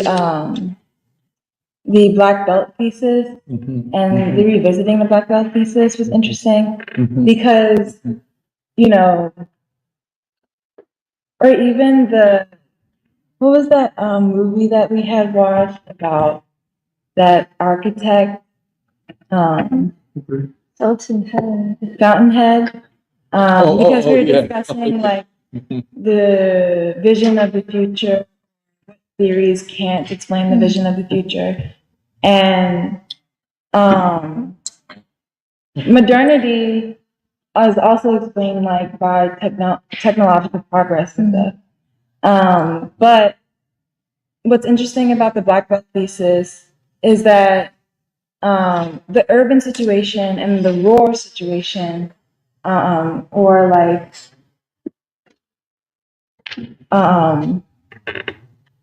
in terms of strategy, are kind of different. Du Bois studies Philadelphia. Baldwin also comes from Harlem. Duke Ellington, the Harlem Renaissance. So there's something about the cities, or there's something about the Black proletariat, or that aspect of the proletariat also being a part of that migration to the north, or the development of cities, or I guess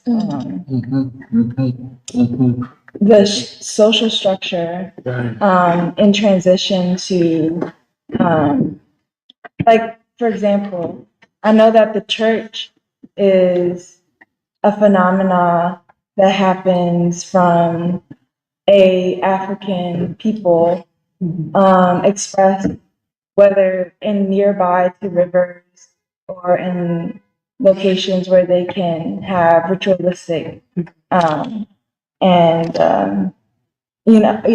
experiences and engagements. But I also know that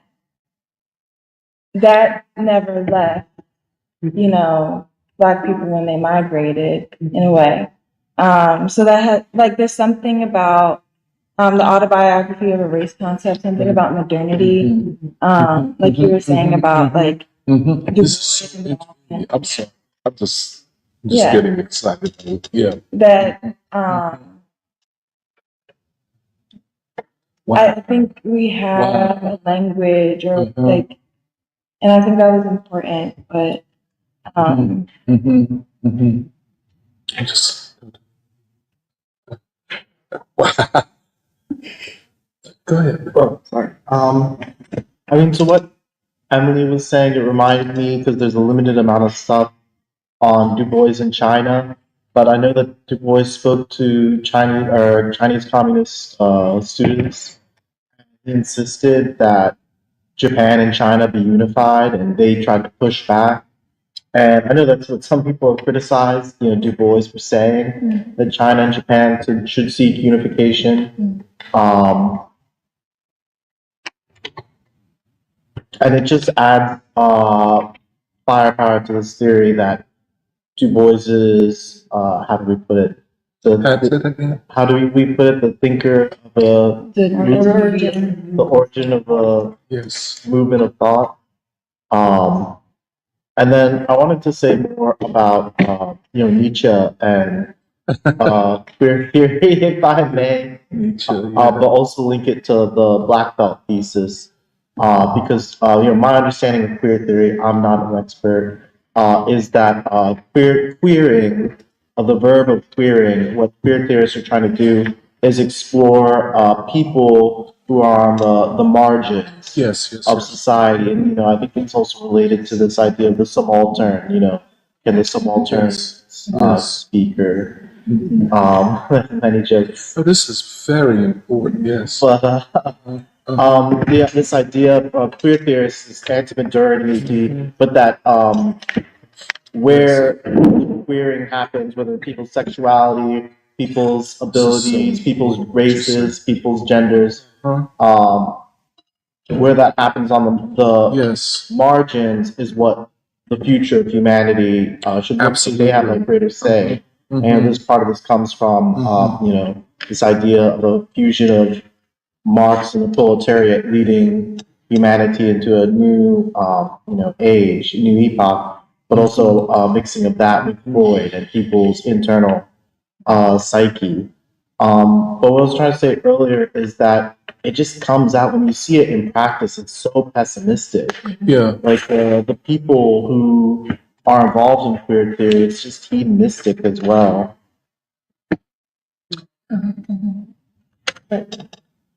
I wanted to go back to something that, the previous round of conversations about Du Bois explaining, something like why you don't need like an Indian Du Bois or an Indian Baldwin, because he already is explaining something that's universal, which also goes to what Jeremiah you were bringing up. And it made me think about this thing that, Doc, you were also saying about how when you look at most Marxist theorists today, how far they are from actually being able to explain what's going on. I think today in New York Times, and I'm just like mentioning these small, points just to demonstrate how confusing I find it that here you have this theory, which, when during the Russian Revolution with Lenin, it had a very concrete purpose, or it served a concrete and revolutionary purpose, but since then has become an academic theoretical exploration of something which does not describe the real world. And I think that's how it's connected to string theory, because you can have self-consistent theories which make sense within itself, but then they are describing something that is not the real world.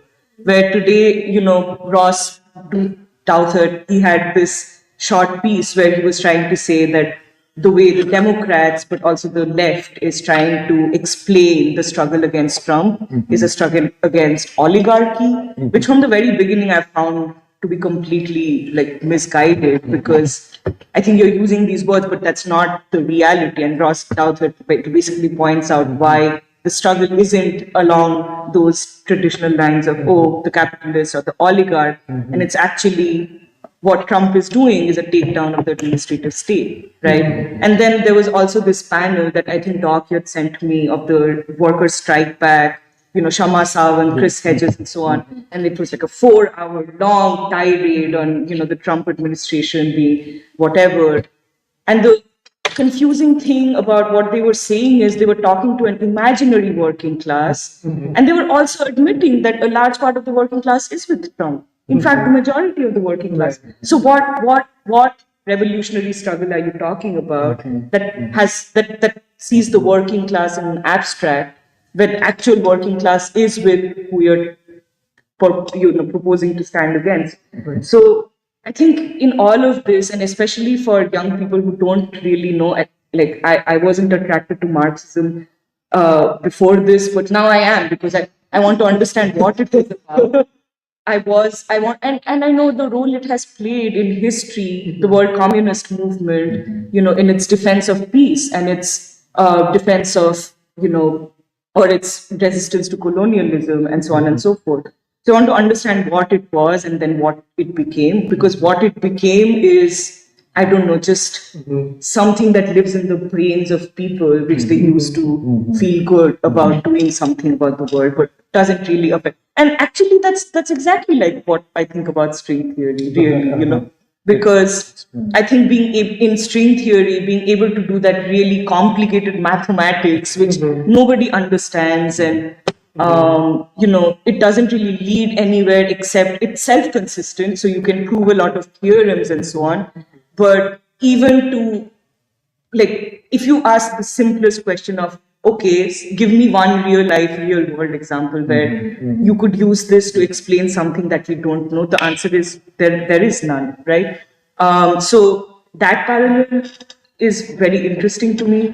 The other thing that I was thinking about a lot is what you said about Kant, and, not really a relation directly between Kant and Hegel and Du Bois, but somehow what it appears to me is that if you start from Marxism-Leninism, and not from the Russian Revolution, Marxism-Leninism as a theory, and then try to approach Du Bois from there, that is in some ways a more difficult thing to do and obscures more than if you go back to Kant and Hegel and what they were trying to do, where they were trying to work out philosophy of science, and they were basically looking at the question of how knowledge is produced, how we know, and what are the limits of knowledge even, and how knowledge is not what you had explained to me is this is what I understand. How knowledge is not just assigning arbitrary meaning to experiences, Right. but then there has to be a rational superstructure Right. which gives you the steps you have to follow in order to make knowledge out of your experiences or create an understanding of what those experiences or phenomena represent. And from that to Hegel saying that, okay, no, human beings can know, and it's like asymptotically you're getting closer and closer to knowing about the world and so on. I think that point of, you know, European thought or whatever is easier in some ways to understand how then Du Bois is such an epistemic break when he puts down the color line and says, this in the 21st century, without addressing the question of the color line, you cannot explain the world. And I think this is what I was reminded of, and I totally agree with what Emily was saying, is this is also the reason why Du Bois explains something about India and China that, you know, the communists in India, the left, they just can't, you know. And what is that? That Du Bois explains Well, that let's say the organic intellectuals like communists in India don't. But I feel like this whole idea that epistemologically there is something as, you know, a white or European way to see the world, and it has led to certain theories about human social development that does not really explain the vast majority of the world's people. I agree with Yeah. that. Yes. Can I just ask this one? You know, I know Simbarto has written on this thinker who appropriated Kant or struggled with Kant to find a social science for India. Could you say something? You know what I'm talking about? I do dog, but I don't think I should because I don't know enough. Okay. It's studying. I just want to add, also, maybe I'm like you, but I really like listening to Adam Tooze, the Yes. economics guy, because he has like this podcast that he does like every week where he talks about, I don't know, like the world, and it's like you brought this up, but there's this like whether it's like Adam Tooze, people like Richard Wolff, Michael Hudson, this kind of certain class of media kind of celebrity economist people.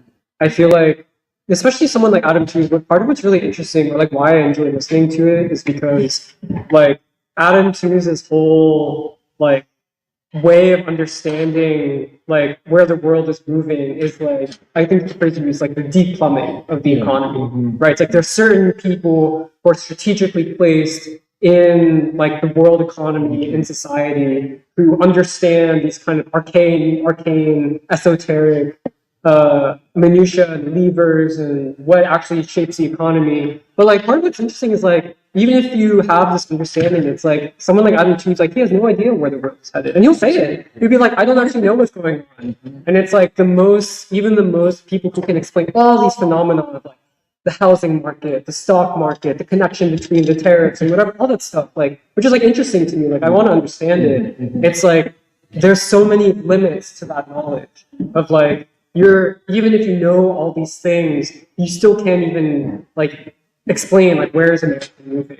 And there's so much that you don't know about basically the people who make up the society who are moving it in ways which are not really explainable just through these kinds of predictable economic laws, which you yourself, like most people, don't even understand. But I feel like there's this kind of on the part of like people who are maybe like dissatisfied with the current kind of discourse of politics. There's still this kind of urge of like you want to go towards people like Michael Hudson or Richard Wolff or Adam, whatever, like these kinds of people, because it's like they're like the keepers of the keys. Like they're the ones who hold the knowledge and like they're the ones who can explain things. But really, like they themselves will admit on like an honest day, like actually I don't know where this is going.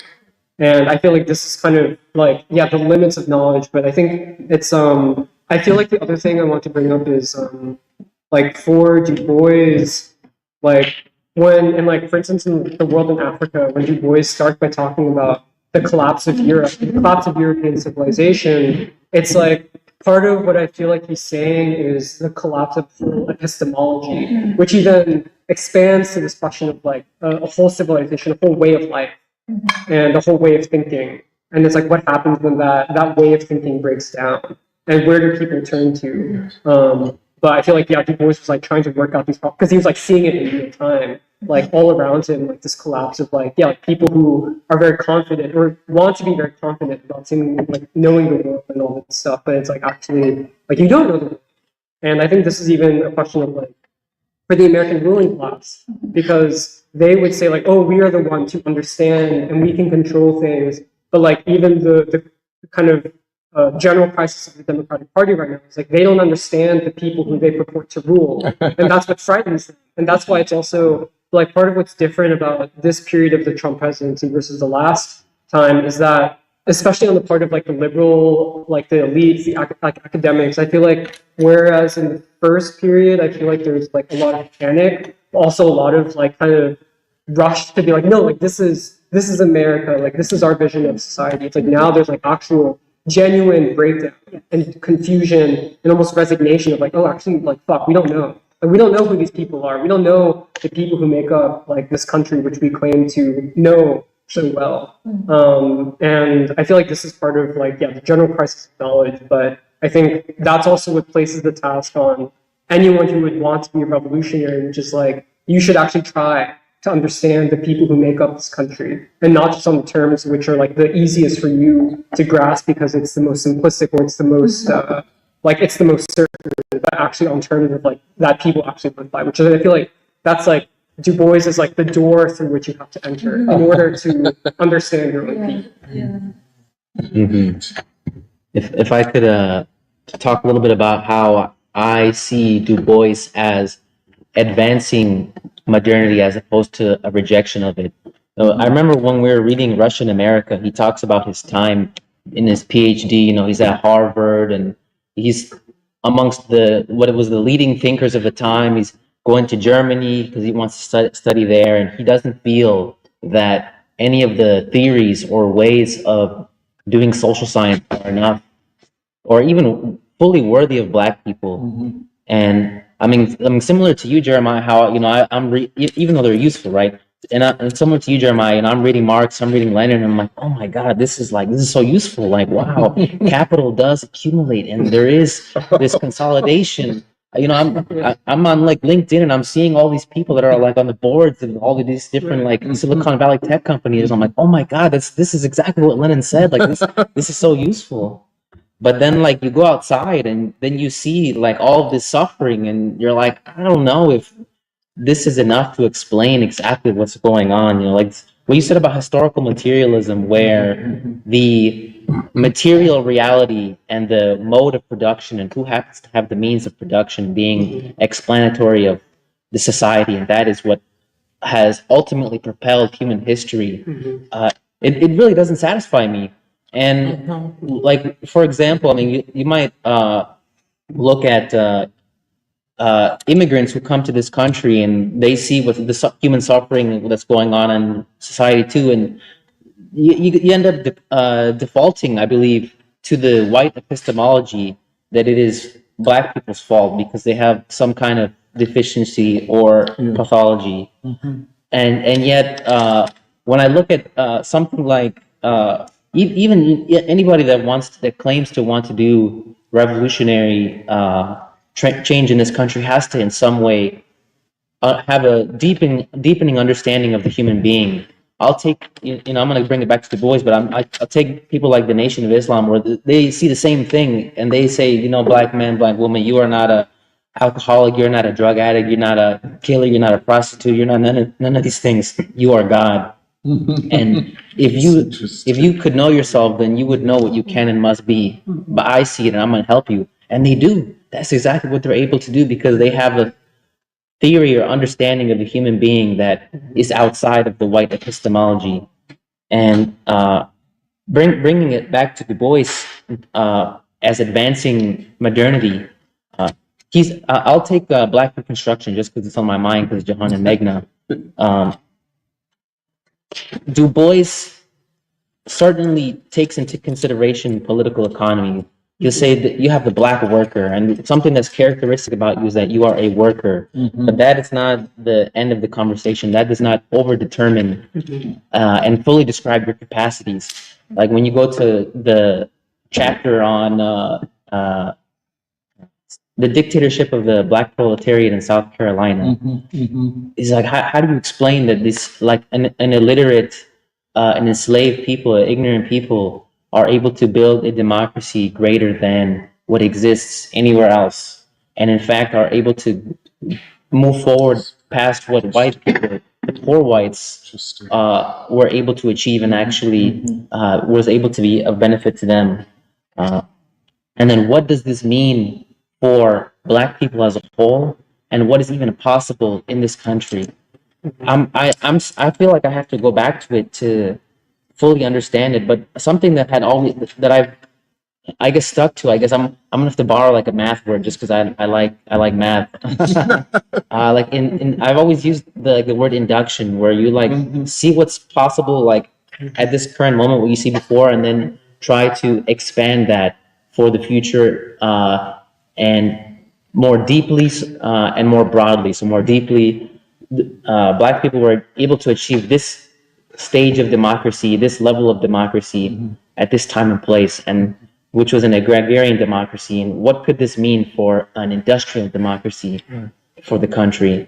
And then how could other people, I mean, in this time and place, white people, be able to actually rise up to what black people are capable of? Not the other way around, but what white people are able to assume and achieve. And yeah, I still don't feel like I fully understand it, to be honest. Now that it's 1 o'clock, I wanted to get real deep. But what Eddie was saying about Black democracy reminded me of what I've been thinking about unreason, and during the Nation of Islam service that you got. The Nation of Islam. Service for Rasul Muhammad. Oh yes, yes. And something one of the gentlemen said was, how did this unlettered man, meaning illiterate man, this happened, you know, with the Prophet Muhammad too. How did this illiterate man bring knowledge and civilization to other men? And I'm not going to answer that. And it reminds me of, you know, of my study of the Nation of Islam, what Minister Rodney said about Fard Muhammad, a man who was illiterate and uneducated, and a man after him, Elijah Muhammad, came and extracted knowledge from a body of thought. But the body of thought came from an uneducated man. Where did he get it from? He was never, you know, educated in reason or dialectics. And so I'm also interested in, you know, the idea of Sufism or Gnostic Christianity, meaning pre-church Christianity. There's a school of thought called New Atheism, which What is that school of thought? New Atheism. Oh, New Atheism. Which is a school of thought to which I'm militantly opposed. And there's a man named Sam Harris, who is a PhD in neurology, and he claims that science can replace religion. Not that science makes religion obsolete, but he accepts the fact that human beings need religion and that science can replace it. You know, I think it's a fundamental misunderstanding of what science is and religion is. But, you know, back to this idea of unreason, I'm interested in different modes of thought and knowing that are related to, you know, pre-Enlightenment religion, because ideas pre-Enlightenment were explored, you know, through religion, through the metaphor and allegory of religion. And, you know, these sort of interpretations that are incredibly reactionary, like fundamentalism, come from the scientific revolution. And before the scientific revolution, no one interpreted religion with literalism. It was understood that there was a deeper meaning. And it's up to us as thinkers to really extract that deeper meaning. So I have a couple of things touching on that and back to the question of chance. In my mind, when you ask why is chance important to this turning, right? It's that laws are not laws, right? That they are something like a tendency or like some sort of heuristic which enters into play judgment, right? So you can no longer rely on deduction, which I feel like is how we've sort of been defining reason, right? So reason is some sort of deduction from given laws, but at the point of chance, you at the point of chance, you no longer have access to that, and you must use heuristics, which is judgmental, which I feel is how you're talking about unreason, which you have analogy, and stories, which are, if laws are as fictitious as a story, right, you can still apply them in judgment. I wanted to though ask some questions. I think you all do a fantastic historical like genealogy of ideas and like putting them into historical play. But I'm sort of lost on how you conceptually define particularly modernity, anti-modernity, and most especially post-modernity, because whenever I hear post-modernity get mentioned by some of the people here, there's like an air of abhorrence, which really surprises me because the postmodernism I know fits quite well with how I'm hearing you guys talk about Du Bois and like this sort of like I hear an anger at the flimsiness of truth, right? But I don't think postmodernism necessarily gets rid of truth. Truth is just no longer stored in words, right? Wait, what do you mean? So postmodernism, right? I'm going to give my definition, right? So, modernity centers a lot of like subject object, right? And like observer observee. And in the observee, as we talk about, we get these rational laws, as we talk about with Kant, Descartes, right? What postmodernity has done with like critical theory, I imagine queer theory, although I'm not exactly sure how you guys are using that. At that point, words stop working completely, right? You stop being able to rely on words to express universal truths. Right. And so truth lies somewhere behind, right? I mean, I think even Kant recognized this with the noumena. But but like I feel like postmodernism does not when the postmodern says my truth, right, or whatever, it's not that that they can't be truth apps, right, that you can't prove them wrong or that you can't do it. It's just that like to do that requires a larger engagement of things, right? It's not just deduction. It's a conversation must be had, and it's the thread underlying the conversation. I don't know, but I'm curious. I'm curious how modernity is used here because Yeah.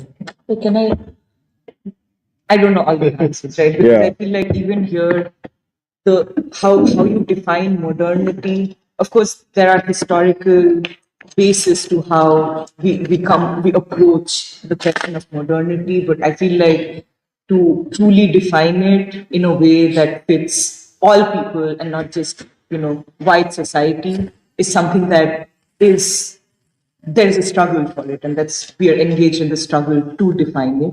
But I think what I will say about postmodernity is, I think in its initial formulation, it already assumes that the question of modernity has been answered and closed, right? And the version of modernity that it has allowed to go forward into the future for all times is the European or the white conception of what modernity means.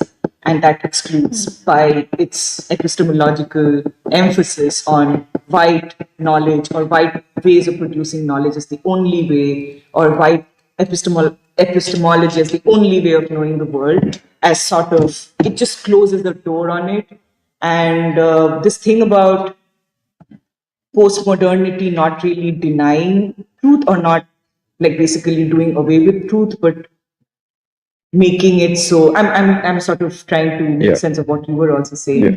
That making it so that you no longer rely on just words to define where the truth lies, I feel like puts an inordinate amount of emphasis on language, which in some ways, I think, not in some ways, I'm actually very convinced of it, has done more to obscure something of the truth that is universally shared by all human beings than it has clarified. So those are some of the places where I think critiques of postmodernism, at least for me, make sense. I don't know everything about it, but these are again rational ways to try and understand where postmodernism goes wrong. But one of the practical manifestations of that is all of us sitting here together on this table cannot find any common ground to struggle for something that affects all of us, because we come from different backgrounds, different identities, different ethnicities, different, I don't know, whatever, gender or sexual preferences. But do we believe that there is, in fact, a common ground and a language, or a language independent common ground on the basis of which we can struggle together? And that sort of, yeah, right?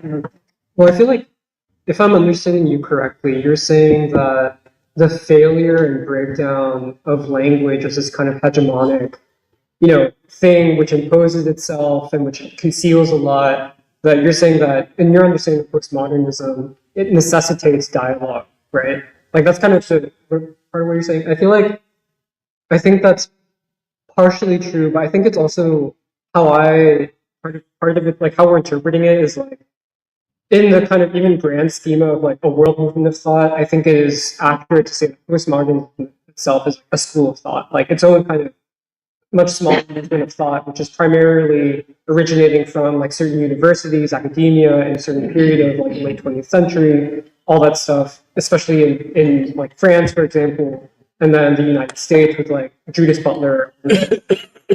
And I think part of even the philosophical difference between, let's say, like a Du Bois or a Baldwin compared to, I don't know who like your primary people you would cite are, but like, let's say a Foucault, Derrida, Butler, all those people, is that whereas Baldwin would say there are a lot of lies, or there's a lot of like basically concealing up of real meaning in, let's say, like the kind of discourse of American life, or the language which people use to describe things. What Baldwin is asserting still is that there is still a kind of actual reality. And the task of philosophy and the task of thinking and the task of even struggle is to try to arrive at that reality. Whereas my reading of the postmodernists is to say that like the language is broken down, and what we're going to continue to investigate all the time, perpetually for the next 100 years, is like the breakdown of the language, rather than trying to actually arrive at a new language which is much more actually able to speak to what Baldwin calls reality. And I feel like the basic philosophical difference is that Baldwin actually and Du Bois, like, they still believe in what they call, like, I feel like Baldwin uses the term reality, Whereas I feel like from at least from how I was trained in postmodernism, as I understood it in like undergrad, is that it's not really about trying to arrive at like a new language. It's much more about constantly having to interrogate the breakdown of language, and that's the practice of whether you call it philosophy or theory. It's always just examining the breakdown of meaning, and I feel like that's where like you can be trapped in doing that essentially for your entire career, and that's what I feel like a lot of academics have done is being like doing that same rhetorical philosophical move over and over again, and it kind of becomes this kind of self self-aggrandizing project too of like, oh, like we're the only ones who really understand how this thing works, and we think that we're better than everyone because we understand what symbols mean, what the language, how it's breaking down, all that stuff, and that becomes its own kind of de facto, like in a weird way, it becomes its own kind of de facto hegemonic language within the context of the university itself, and within academia. And it's like you have to know how to speak the language in order to be part of the club. Otherwise, it's like if you're too dumb to get it, or if you just don't agree with it, then you can't be accepted as part of the club. But I feel like that's part of the, I don't know, maybe even the irony of like what postmodernism claims it's doing, what it's actually doing in practice. But that's just like how I experience it. Well, I also want to ask because what I really liked about Doc's intro was that I felt like we better define modernity this time. Because the thing that I really liked about what you started with, Doc, was describing modernity as like, okay, the way I'm finally putting it together is like, for example, the Enlightenment. The significance of the Enlightenment is to actually define, like, replace metaphysics or like speculation with an actual law, like an actual law or reason. But so that plus the way Jockey described that there are these theories, movements of theories, and the reason why that's so significant is that it also affects the practice. Like it affects the way people then act. So modernity, the reason the evidence of, let's say, we're still in a period of modernity that requires an action that sees the crises as an unfulfilled task of modernity is that take something like freedom, like a truth, an absolute like freedom or democracy. That does come from the Renaissance. Individual rights, like how would you like individual rights, freedom, democracy. That Du Bois, he basically says he creates like a new movement of thought that says the reason why we haven't fulfilled like modernity, the reason why we haven't achieved a complete modernity, the absolute that there is such thing as freedom, there is such thing as democracy, but we haven't achieved it yet, is because we have not yet like been able to even understand the real substance of what freedom would mean, or the substance of what democracy would mean if you don't see like basically slavery or you don't see the color. And yeah, because that's also why capitalism, because you know how a lot of like, this is actually kind of valid. You know how a lot of like people will be like, oh, Adam Smith is like cooler than you think, because Adam Smith isn't a capitalist in a bad way, but like Adam Smith and like even capitalism, which comes from modernity, is a practice of a belief of a system where like resources should be more, there should be a more democratic system, right? A more democratic system of like economy or something. I don't know if that's right, but capitalism itself as a system kind of arises from like industrial revolution, and that more people can work or more people can like gain stuff for themselves or whatever, but or own, like, I don't really know the theory that well, but that basically Du Bois is a thinker of modernity because he still believes there is an absolute democracy, truth, democracy, freedom, like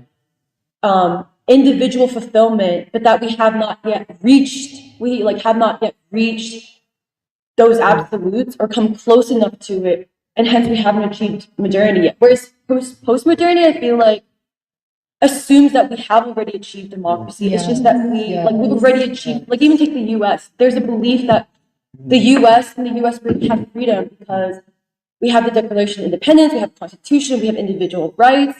It's just that we have to like create more forms of freedom, like quote unquote freedoms, more forms of freedoms, like sexual freedom or like whatever. That we already have the absolute freedom, but that we need to like pursue more freedoms. We already Yeah. have democracy. It's just that we have to like defend democracy. And I feel like that's kind of how I see modernity and postmodernity. And then like what Jeremiah's saying with reality, the way I see the question of reality is that actually the problem with postmodernity is that it does not match up with reality, but you're constantly trying to fit sections of like what's really happening around you to postmodernity, that it creates a constant confusion where everyone is confused and no one actually even wants to clarify that we're embarking on like we must embark on an unfulfilled task toward like actually still achieving freedom. Or because that's how I saw it, and I actually think that's significant. I just think it's actually significant to even say that we're still in a period of modernity. We're still in a period of like achieving modernity, because like the way of putting together the Enlightenment, like I think the past I really wrote off the Enlightenment. I was like, oh, let's go to pre-Enlightenment. Like let's go to like Buddha. Like yeah, like let's go back to Buddha, whatever. But actually, the importance of even seeing Du Bois is coming from the Enlightenment and seeing this as like an unfinished task for modernity is that like I think the significance of the Black struggle, for example, would be that it is only Black people who have been able to like not take it for granted to be like, yeah, I don't think we have a democracy yet. Because if we had a democracy, why am I enslaved? Like if we had freedom, why am I still enslaved? And then able to make new substance, like new meaning for freedom that's more complete or more towards the absolute truth of freedom. And I think what the Enlightenment did not have room for is like the concept of something like love. Like did not have like the Enlightenment, which is all about individual rights, never actually could value the individual human being because there's no concept of love. And in some ways, Du Bois and this new world movement of thought and the political practice that comes from it, like not only better has a better theory of something like freedom, but also an explanation of freedom, but also a better political practice to actually achieve freedom. So that's kind of how I saw modernity. Because even like, for example, King, the way that he would frame the way that King would also frame like part of the problems of the 20th century in that time was like we are quote unquote like technologically advanced, but morally we have not advanced as much as we need to. And that like I feel like he has a certain way of phrasing it, but yeah, we have guided missiles and misguided men. Whereas okay, let's say like the kind of classical, let's say like Marxist way of describing something similar is like, oh, like the actual possibilities of production are not yet matched by the kind of way that production is organized, you know, and like that this is the need of like socialist revolution, all that stuff. But I feel like whether it's King or that language is also actually very prevalent in like the Bandung Conference, for example. In like the opening statement that Sukarno of Indonesia makes, where he basically says the same thing that King is saying at the same time. It's that what King, and I think drawing from Du Bois, like what they're saying is that actually the need of modern man, and especially the need of darker humanity, is of morality. Or is like what Emily was saying is like love.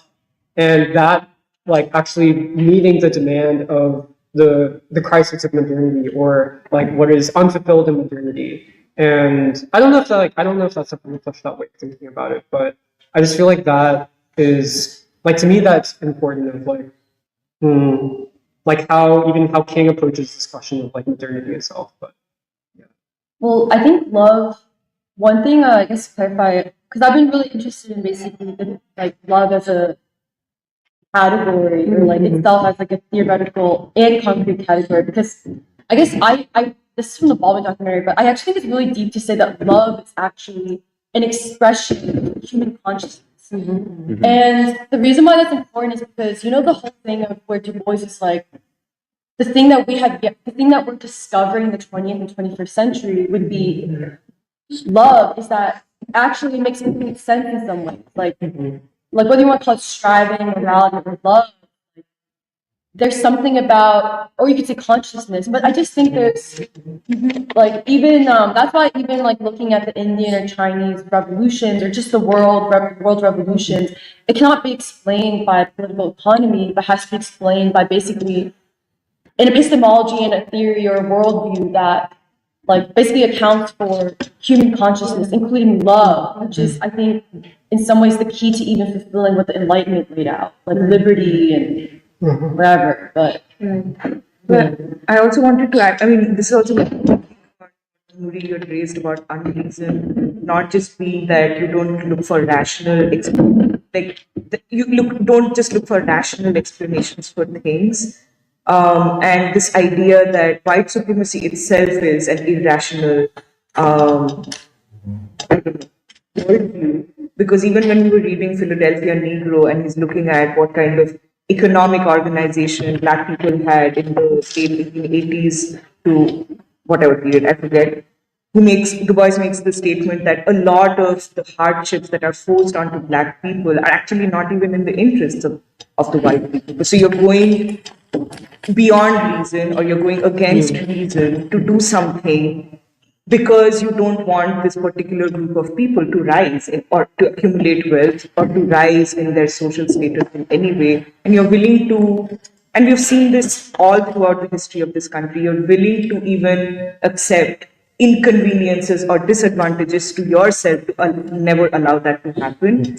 How do you understand this or explain it without the color line and by just having a scientific or rational method of making laws of human social interactions and so on? And this is also why I was saying that the assumption that postmodernism makes is that the question of modernity, like Emily was also saying, is settled. And the question of modernity being settled, I agree with what you said was very clarifying. That saying modernity has been worked out is saying freedom and democracy has been achieved in substantial ways or No, I don't know if I would. Well, because I feel like the postmodernism that I know more say that modernity is fake, and that these categories of freedom and democracy are all kind of illusory. It's like they're not, like it's Yeah. all too Oh, sorry. I've forgotten my maybe Sunil will pick it back. Also, I wanted to add with Emily's point is that postmodernism it's not that it rejects modernity, but it says that attempts to strive for modernity have failed. And that's why I tried to link modernity and also Doc's friends, black belt thesis attempt to pessimism. And then the other thing I wanted to say real quickly about postmodernism is you're right, Luke. You're right that postmodernism doesn't reject truth, but it says that it's inaccessible by the current vocabulary. And the way that I have learned to identify postmodernism is the focus on one's experience and then the focus on language. And I agree more with the worldview that Jeremiah was expressing, but he was expressing it more in terms of Baldwin and Du Bois, and I would express it more in the terms of Hegel, which is absolute truth and little truth, little t truth, which Doc has explained to us. And then there was something else, but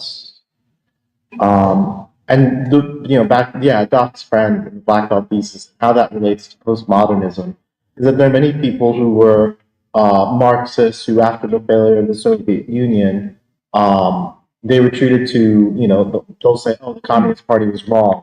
Let's go back to the Black Belt thesis, or let's go to Freud, or let's go to, Foucault. And that's related to, in academia, as a person trained in academia, you enjoy thinking. As an engineer, you enjoy the act of thinking. But that doesn't mean you'll come to the appropriate conclusions because your brain can trick yourself into shortcuts or heuristics. And one of those, shortcuts is to say, oh, well, none of it matters. Just cut it all off instead of to do the hard work to understand the situation. And so that's what I feel like many people in Doc's generation who have retreated, like Gerald Horne, have done. And it was intellectual gymnastics. And you sort of see that with Zizek when he signed that letter in support of that NYC professor who had groped her student, and Judith Butler and Zizek signed that letter in support of her, and they're basically saying, Doc, you said this, that you guys are too bohemian to understand the relationship between the graduate student and the professor. But so that's how I view postmodernism, and Zizek, even though he might identify as Marxist, goes into postmodernism. Yeah. Okay. Can I sort of recapitulate what I feel like drew this difference out? Right. Is that when I think about modernity, I think about this sort of not epistemological project, but a framework, right? And this is the Kantian framework of like rationalism, the Cartesian deduction, right? And so, but what you guys are describing is a historical project, which I think got tangled, right? In that, like,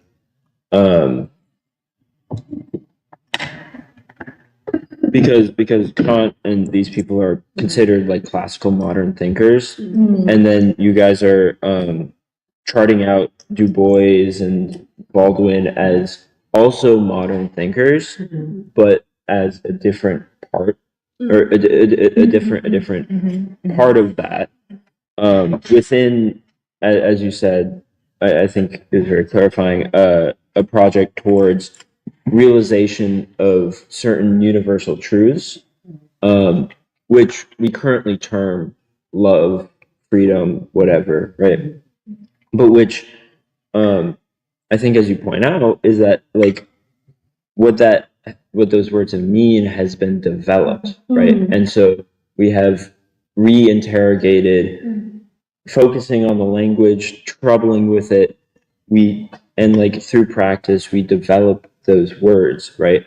And that feels very postmodern in the epistemological or in the theoretical sense, right? To me, and so I think that's where I found the trouble, where you guys are expressing a sort of also postmodern historical event, which I think you take explicit trouble with, which is that like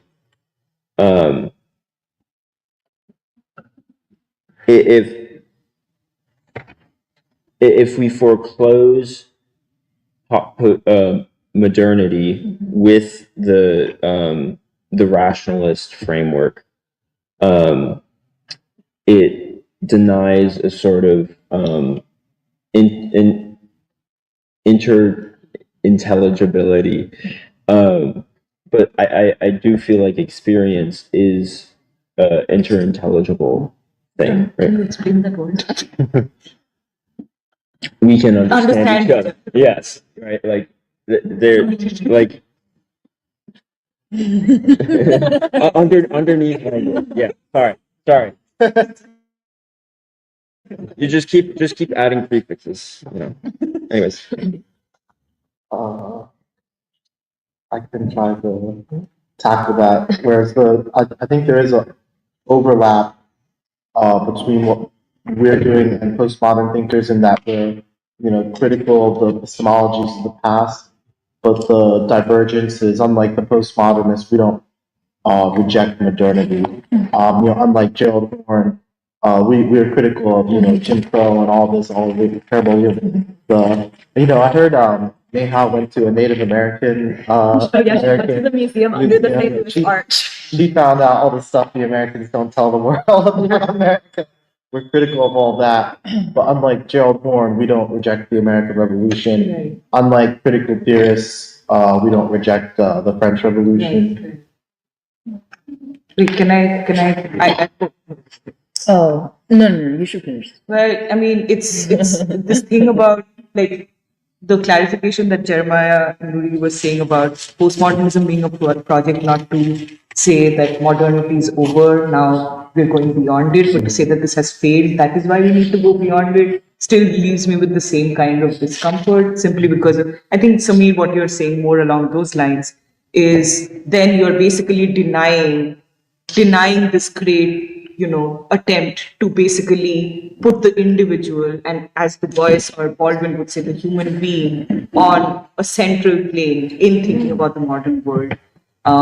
Which is what I see as the project of modernity, and I don't see it as I see it as an open-ended project, which, I mean, it was an attempt to raise the individual, it was an attempt to raise the human being, and the ways in which it would be done were open-ended and left possibilities for people to struggle for. And I think that's what Du Bois is also trying to do when he points out that you cannot address this question without addressing the color line, because the European idea or the white idea of what the individual must become or what the place of the human being is does not describe, or it cannot be the only way you think about, the modern human being, and so on and so forth. And this is also in the same context that we study something like the Harlem Renaissance. How did it see the human being or the new evolving, new developing human being?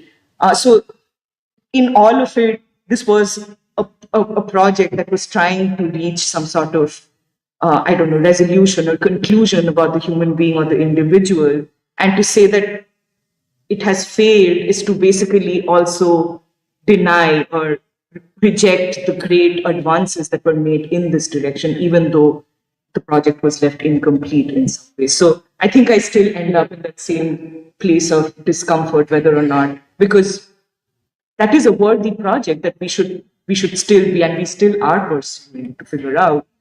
To then say that, oh, because this has failed now, we are going to focus on the language that allows us to get. Actually, I don't even have the language to talk about.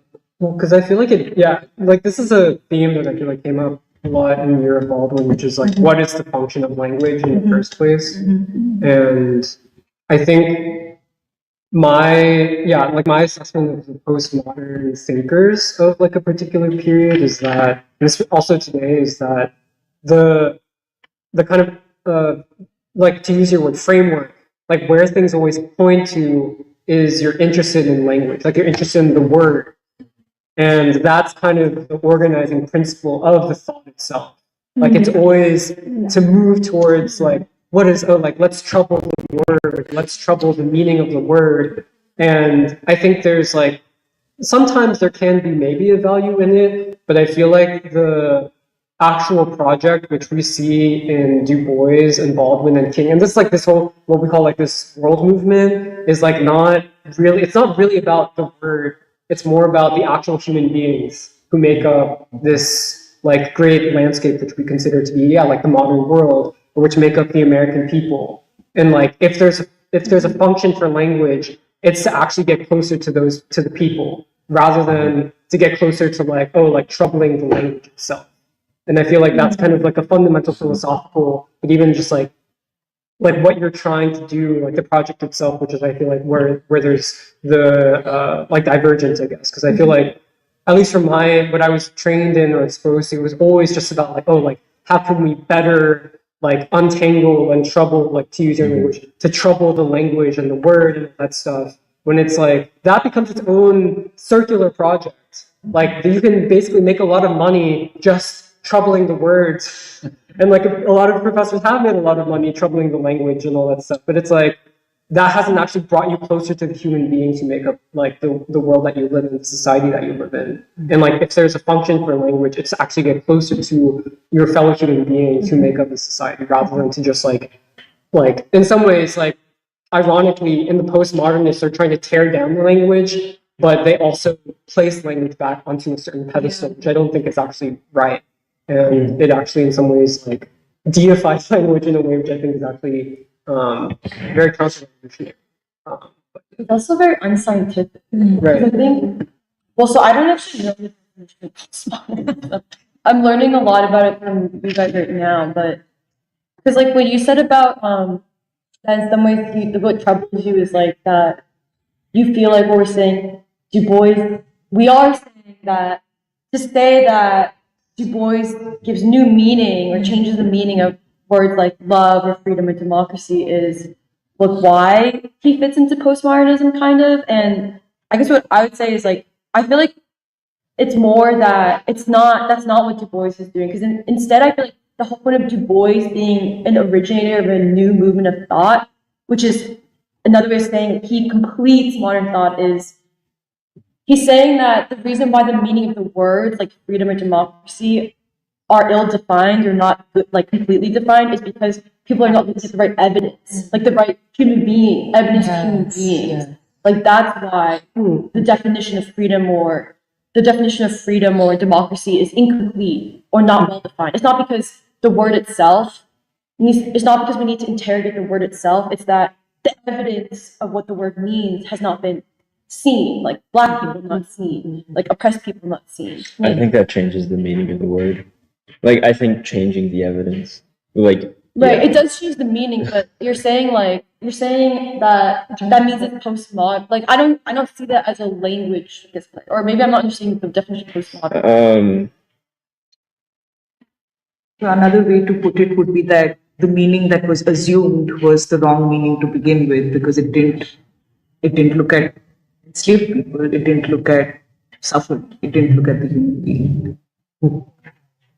I basically think that the struggle for language or the proper significance of language and like the place that language has basically in political struggle, ideological struggle, I don't think that question is explicitly under the purview or the umbrella of postmodernism. Like basically I feel like I do take the project of postmodernism to be, like an academic, intellectual, like school of thought that mostly originated post World War II after the crisis of Europe and like basically the collapse of Europe. And it is basically like a vexed project because it's saying like, oh, we thought that modernity through Kant and the Enlightenment led to Europe, like this great like period, this great society, and now it's all fallen apart and it's led to war. Like we have existentialism, and actually, what is the meaning of life? Like, was this modern project actually good, or like did we fuck up basically? Like that's how I see it, and so I feel like the reason why like I think Baldwin and Du Bois matter, and even why we're like sitting around this table, is because we do think that ideas matter, and the way that we express ideas is like through words, through language, also through practice, through like social relations, like actually being with each other and like struggling. And the language does matter in many ways because that's how we like communicate most explicitly. But I feel like that's also why like we're really struggling to try to find a new language, like the right way to actually express what we feel. And I feel like part of what I was thinking about is like, it kind of bothers me when people say like, oh, we don't have like a set definition of things. But I feel like that happens like more frequently. But part of it is that I feel like our understanding of the words are not closed. Like they're not closed-ended. Like I feel like we're actually trying to arrive at like, what do we think modernity is? Like I don't think we've closed the door and said like, it's definitely this, it's not this. Like we're actually trying to like discover it and also like figure out not just like the literal book definition of it, but what it means in like our lives and also the lives of like people who are going to struggle to like achieve modernity, achieve freedom. And so even though like actually people might have like slightly different definitions and understandings of it, which is like what's literally happening right now, I feel like the point is that we don't think it's a dead end. And the point of it is not just to like figure out like this is the book definition of what we all agree on, but I feel like to figure out what is the relationship of language to reality and like human beings actually struggling to change that reality. And I feel like that's why we're interested in like this project of like a new language or also new ideas. But I think that can only, like the only reason that we would do that is because we actually have optimism. Like we do have basically an optimism about the future, about the capacity of human beings. And I feel like the academic project is deeply pessimistic, and it is more caught up in basically the failures and basically the worry that the future is not going to be good. And I feel like that's why, like, I think there does need to be sort of some separation or some distancing from the assumptions of that project. And part of it is like, like the priorities of those academics who are trying to make a living, also trying to make it through like the intense gatekeeping of that world, where like the Avital Ronell, like Slavoj Žižek, like Judith Butler was like actually a really like formative experience for me, because also because like my background, like in comp lit, it's literally about literature translation across languages. And it's kind of like, is there even a possibility of like translation? Like, can ideas even like be understood by people? Like, is there any way to actually like cross that chasm?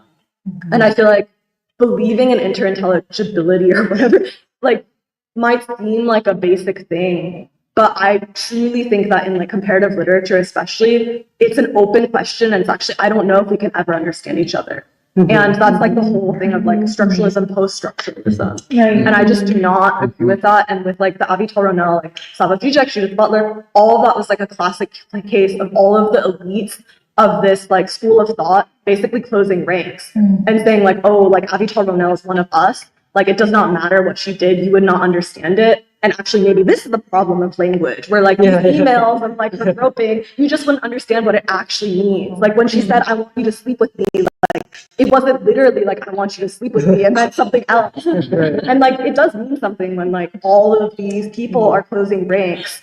And like what literally played out was like in our department, there was the chair like basically founded trauma theory, and she like sent out an email. She signed the letter in support of the academic. Yeah, I wasn't trying to, but then she like sent an email saying like, oh, grad students, like if you feel uncomfortable, like feel free to like come talk to me. And it was like, how does that actually work? And also because like in that department, it was really clear that the way to succeed was, yeah, like getting a good letter of rec by like getting in with like a professor who ideally was a tenured like chair emeritus. And that is basically how like these ideas reproduce. But I feel like I feel like the main thing is that we actually are coming from the assumptions that there is a future and human beings like can make the future. And what we prioritize or privilege is basically like language such that it can actually like get us closer to reality. Yeah. Oh, well, I was gonna make us kind of a separate but related point, but I wanted to return to the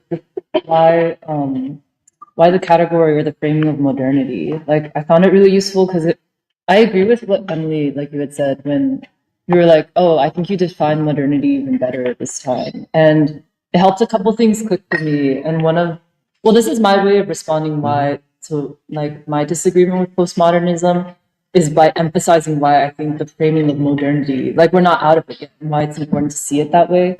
It helps me understand better actually this thing that you have been emphasizing a lot in the last few months, which is that we are not in a new axial age. And I kind of want to revisit that definition, but I think something you had said before is that there were like different axial ages during ancient civilizations with the rise of certain religions or certain philosophies or something like that.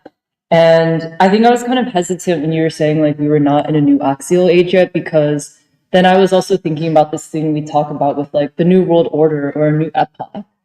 And like my interpretation of why we're not in a new axial age is because we have Europe, like Europe especially, at the vanguard of ushering in the most recent axial age, which was the age of modernity. But what was incomplete about that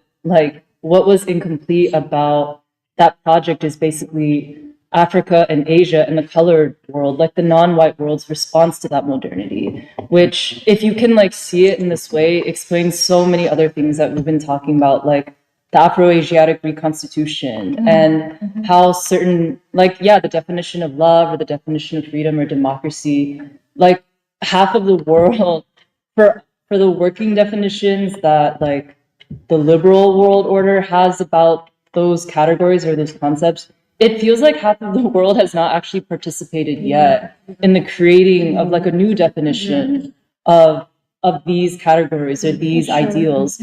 And that's important because that explains, like, I really like this framing of a new world movement of thought, because it basically explains that the democratic project for this moment involves the world's people in actually making certain principles real.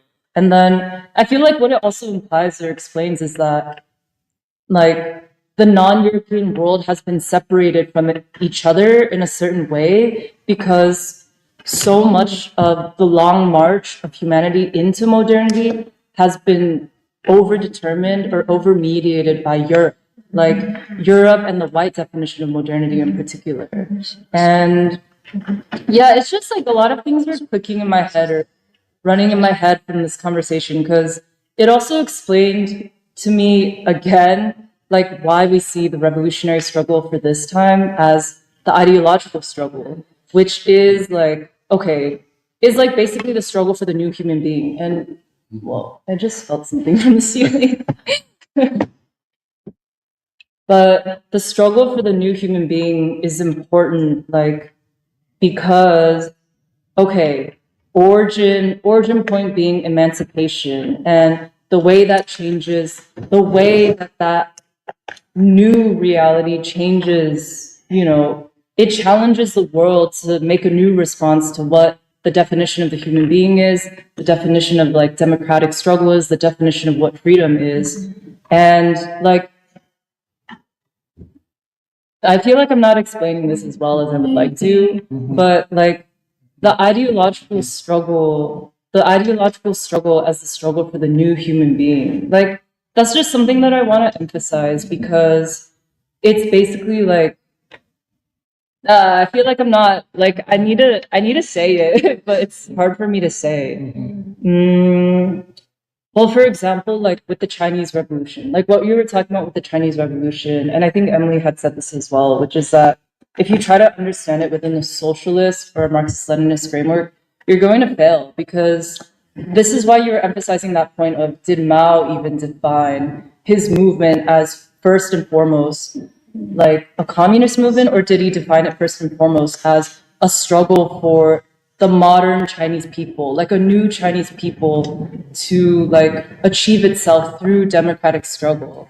And then like I think and then I thought about Fidel in Cuba. I think you might have mentioned Cuba because and how Fidel always emphasized the battle of ideas. And I feel like what we're seeing so much in the revolutions of the 20th century is like that struggle for the new human being, and like the new human being as also as like something coming out of the essence of like their unique historical processes.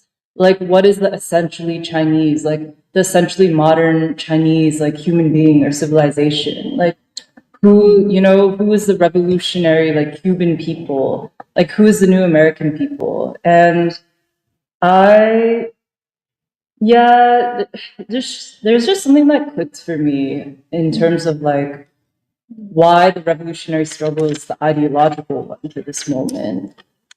But maybe someone can finish my thought and then I can come back to it. I wanted to ask a question, which was even when we say a world movement of thought, I've been wondering, do you think that there's a difference between like saying a world movement of thought rather than like a world movement of consciousness? Or do you see them as like interchangeable? Because I know that for Du Bois, he gets it from like where you get it from like Du Bois' actual essay on Da Vinci, but I was just curious if there was like if you see a difference between thought and consciousness. Yes, but I think they are inseparable, but not the same. And I think this is why I agree with what Michelle just said about you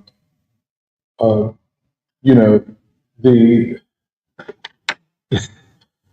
I don't know what I want to say, Michelle, but I think you see either for me it is either what we're saying or a retreat into nihilism and pessimism and anarchism.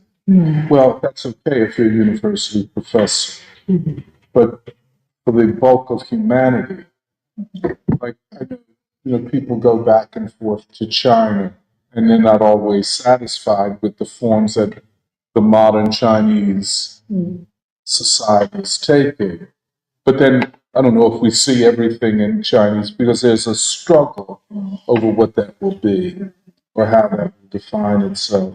So I get it.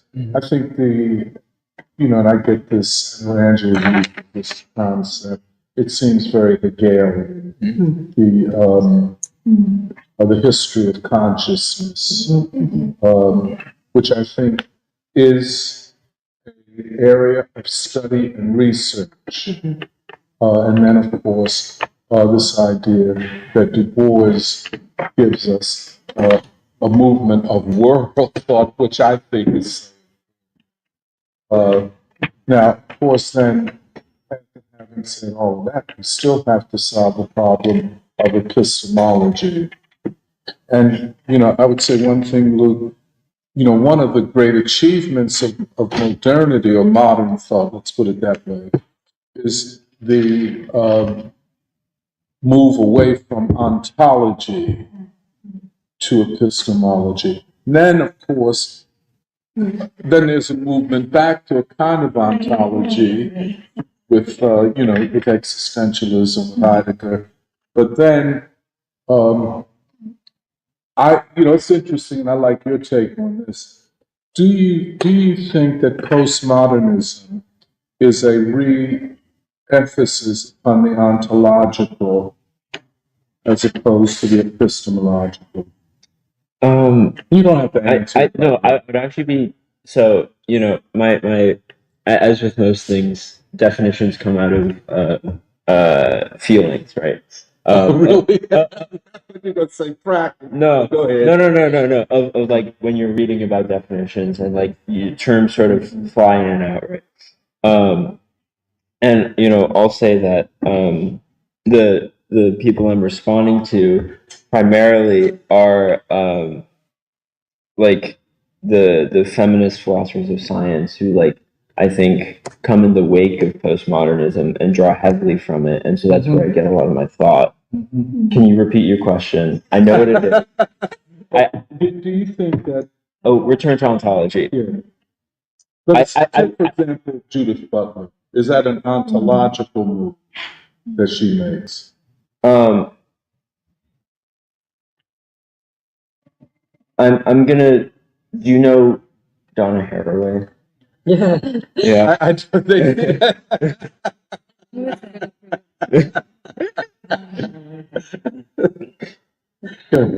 It's just I know that.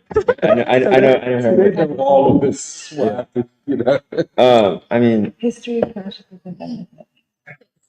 classic text, right? But I do feel like at a certain point it does return you back to the sort of point before thought. Before thought. Right. Yeah. Where's that? Before thought. Like, you might call it reality, right? Like, I think it's it asks us to think about ourselves as constituted in the world, right? So there's an ontological. I think. This is a very interesting thing. I think you would agree. Yeah. Yeah, I see, and I think this is Du Bois. I think Du Bois is very important because I would just recommend Dusk of Dawn. I mean, at least the chapter on empire and science and empire, because he follows in the modernist, the classical German philosophy, not the English, by the way, classical German, with the idea of the need, if we are to do social science, the need for new epistemology. I think so much, and in this respect, there would be, I guess what we do is so Du Boisian, there would be this inevitable clash with what we call postmodernism, which is an academic field, Yeah, I think if you're using it as Jeremiah has described it, of the turning of words, I think that's fine. But isn't that what it is? But so like I'm responding to, again, as I said, this sort of like perhaps subfield or farther field from postmodernism, which I feel like does spend its time thinking about practice. But see, I would say, yeah, I don't have, Yeah. and it's it's a field that with subfields now. So what is it? You know? A conversation. Yes, I would agree. I would agree with that. I would agree with that. And yeah, and you can, I think you can readily agree that let's say a student, a college student, a recent graduate from college would find impatience with a conversation and want to know, well, how does this conversation relate to the realities of suffering? You know, one of the things that we in free school have been doing is not only going to churches, but looking at Philadelphia from the standpoint of deindustrialization, impoverishment, and so on. So, yeah. And that is so different than even subaltern theory, than, you know, the most postmodernist, than queer theory, you know? If it, you know, it's not just, I don't think queer theory is about sexuality or sexual, it is about a theory of society. And I think it was you who said that it is the most marginalized where we will find, when there is a truth, we will find the truth, you know, in the most modern. And that's, yeah, there's some truth to that, by the way, but not in an absolute sense. But yeah, I'll shut my mouth. I don't want to talk much. But I think it's so important that it is a return. It is it's a turn away from epistemology towards ontology, towards the being, the self. Um, I just, Sorry, do you find that distasteful? I find that a retreat from the way it is done, a retreat from the moral and revolutionary responsibility of this time. So, okay, if you think And that, even a retreat into psychoanalysis. okay, but if you think our project is primarily epistemological and not ontological, Yes. what are we knowing? Right? Like there has to be ontology somewhere, right? Like, right? Like if it's just knowing, like what are we doing? Like, is that not just turning of thoughts? I guess. No, it's, I would ask, knowing for what? What is the purpose of knowing? Right. Yeah, but which is placed in an ontology, which is placed in a location. Well, a location is not an ontology necessarily, but you take like this moment. You know, Trump ran on the platform of I will bring peace, I will be a peacemaker, and then all he does now is make war. You know, and this is a great crisis, and it is a crisis not of being, it is a crisis of knowing, and then from knowing of what do we do, and if anything, it's so interesting. That's why I find Marx to be so connected to Kant, because his project was an epistemological project, and even if we say there's ontology hiding behind it, but still, the question is not to know me only, but to know all of us. And that's why when Emily brings up the question of love, love is a way of attempting an all inclusivity. Can I take a stab? Okay. I sorry, guys. You're too smart.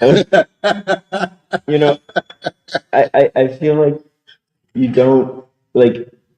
I think if you appreciate story, right, and like the power of personal testimony, that like the study of the self is not necessarily exclusive of the study of all of us. Like I think queer theory. But it's the way it is done. Yeah. See, you know what I'm saying? Right. For instance, take Du Bois, Dusk of Dawn, an essay towards an autobiography of a race concept. What would he say? To me, it suggests an overarching epistemology. I think even now the great ideological struggle centers upon what will be the epistemology, the ways that we will know, and what we can know. I mean, just as, nothing is perfect, nothing is final. But if I were to say, because that's one of the things that we struggle with here, what is the ideological struggle for this time? And we're so critical of these new communist parties, a lot of these types of things, as we are of the Democratic Party. Yes, that's no, as we are of Bernie Sanders, you know, um, because to to default to not what they say, but the epistemology that guides or frames what they say. In other words, the epistemological conditions that they work under. I could take, and I'll shut up now, but I can take a guy like Scott Ritter. I don't know if you ever seen him, yeah, but you'd find him interesting because he is a guy, and these podcasts of geostrategic analysts, they're all over everybody's a geostrategic analyst these days. But he is a guy that made the claim that what Trump is a revolutionary. This is a revolutionary change coming about.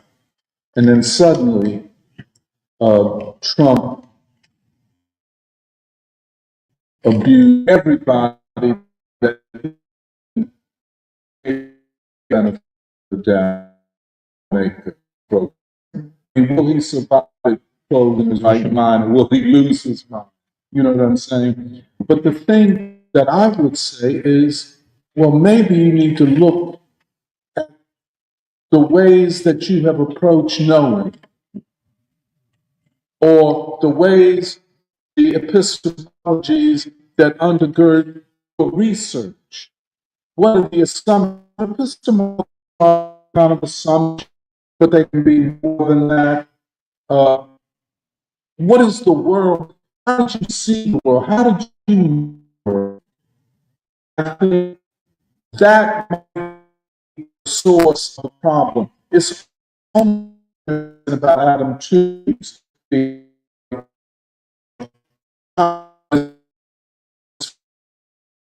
There's so much in the deep structure in the basement of all of this that has to be unearthed, and that's what, and if you say, well, what is free school about? Well, I think right now that's what we're about.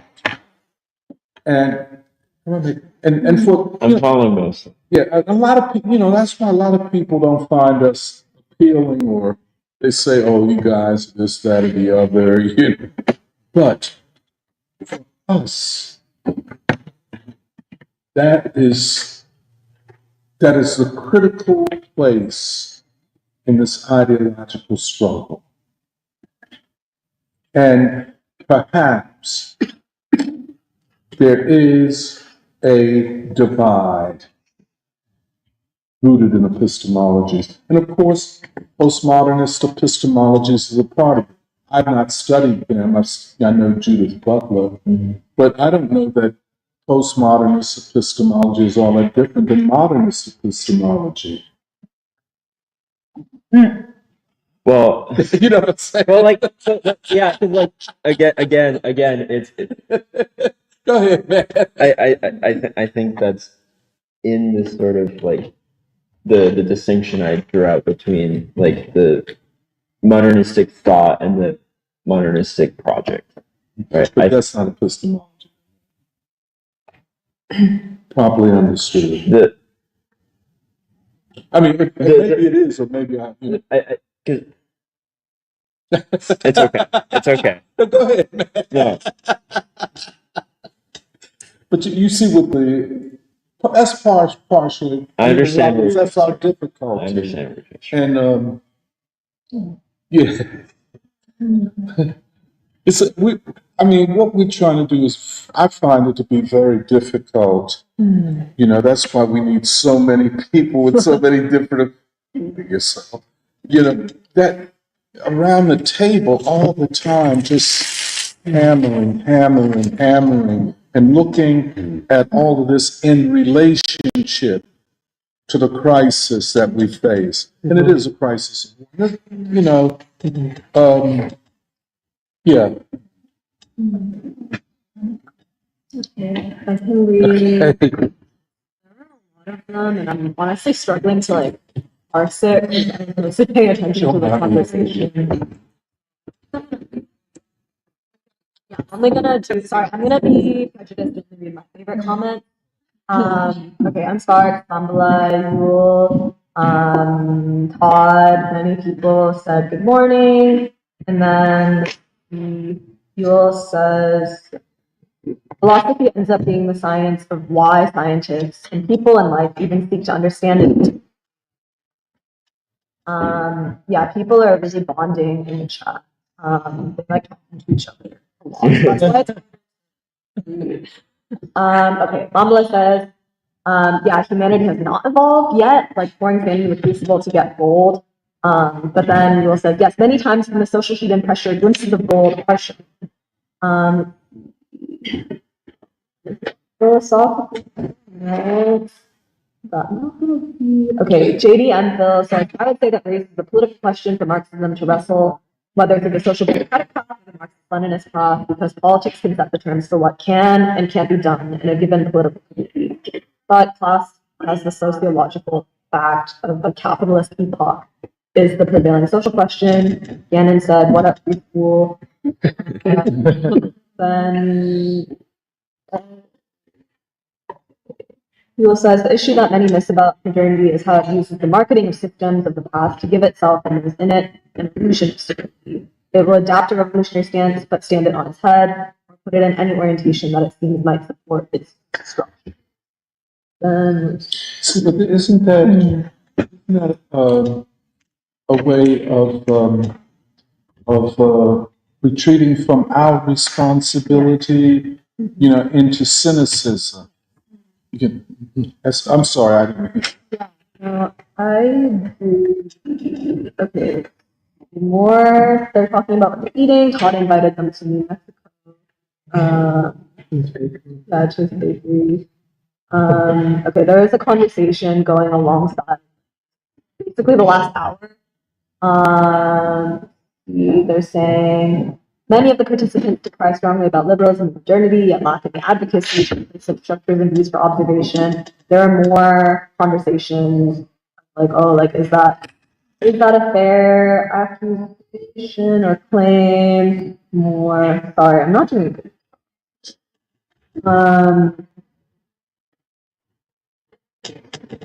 There's so many.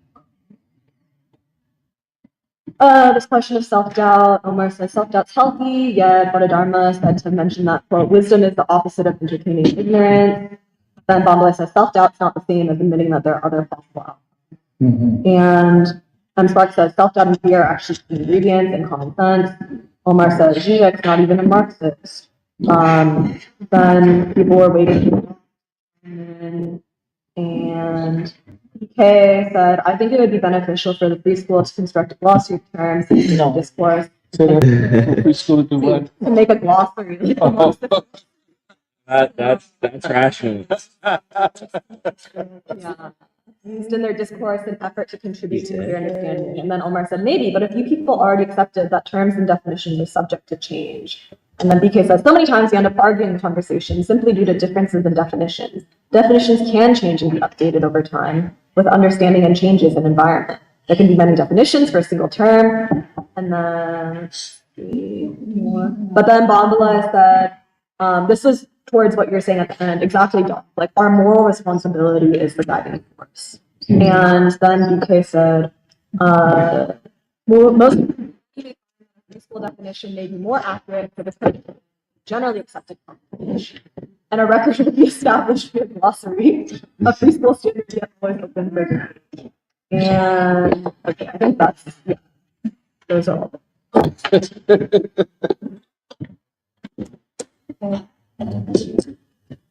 Okay, then I guess we can end because it's us too. Great conversation. Next week.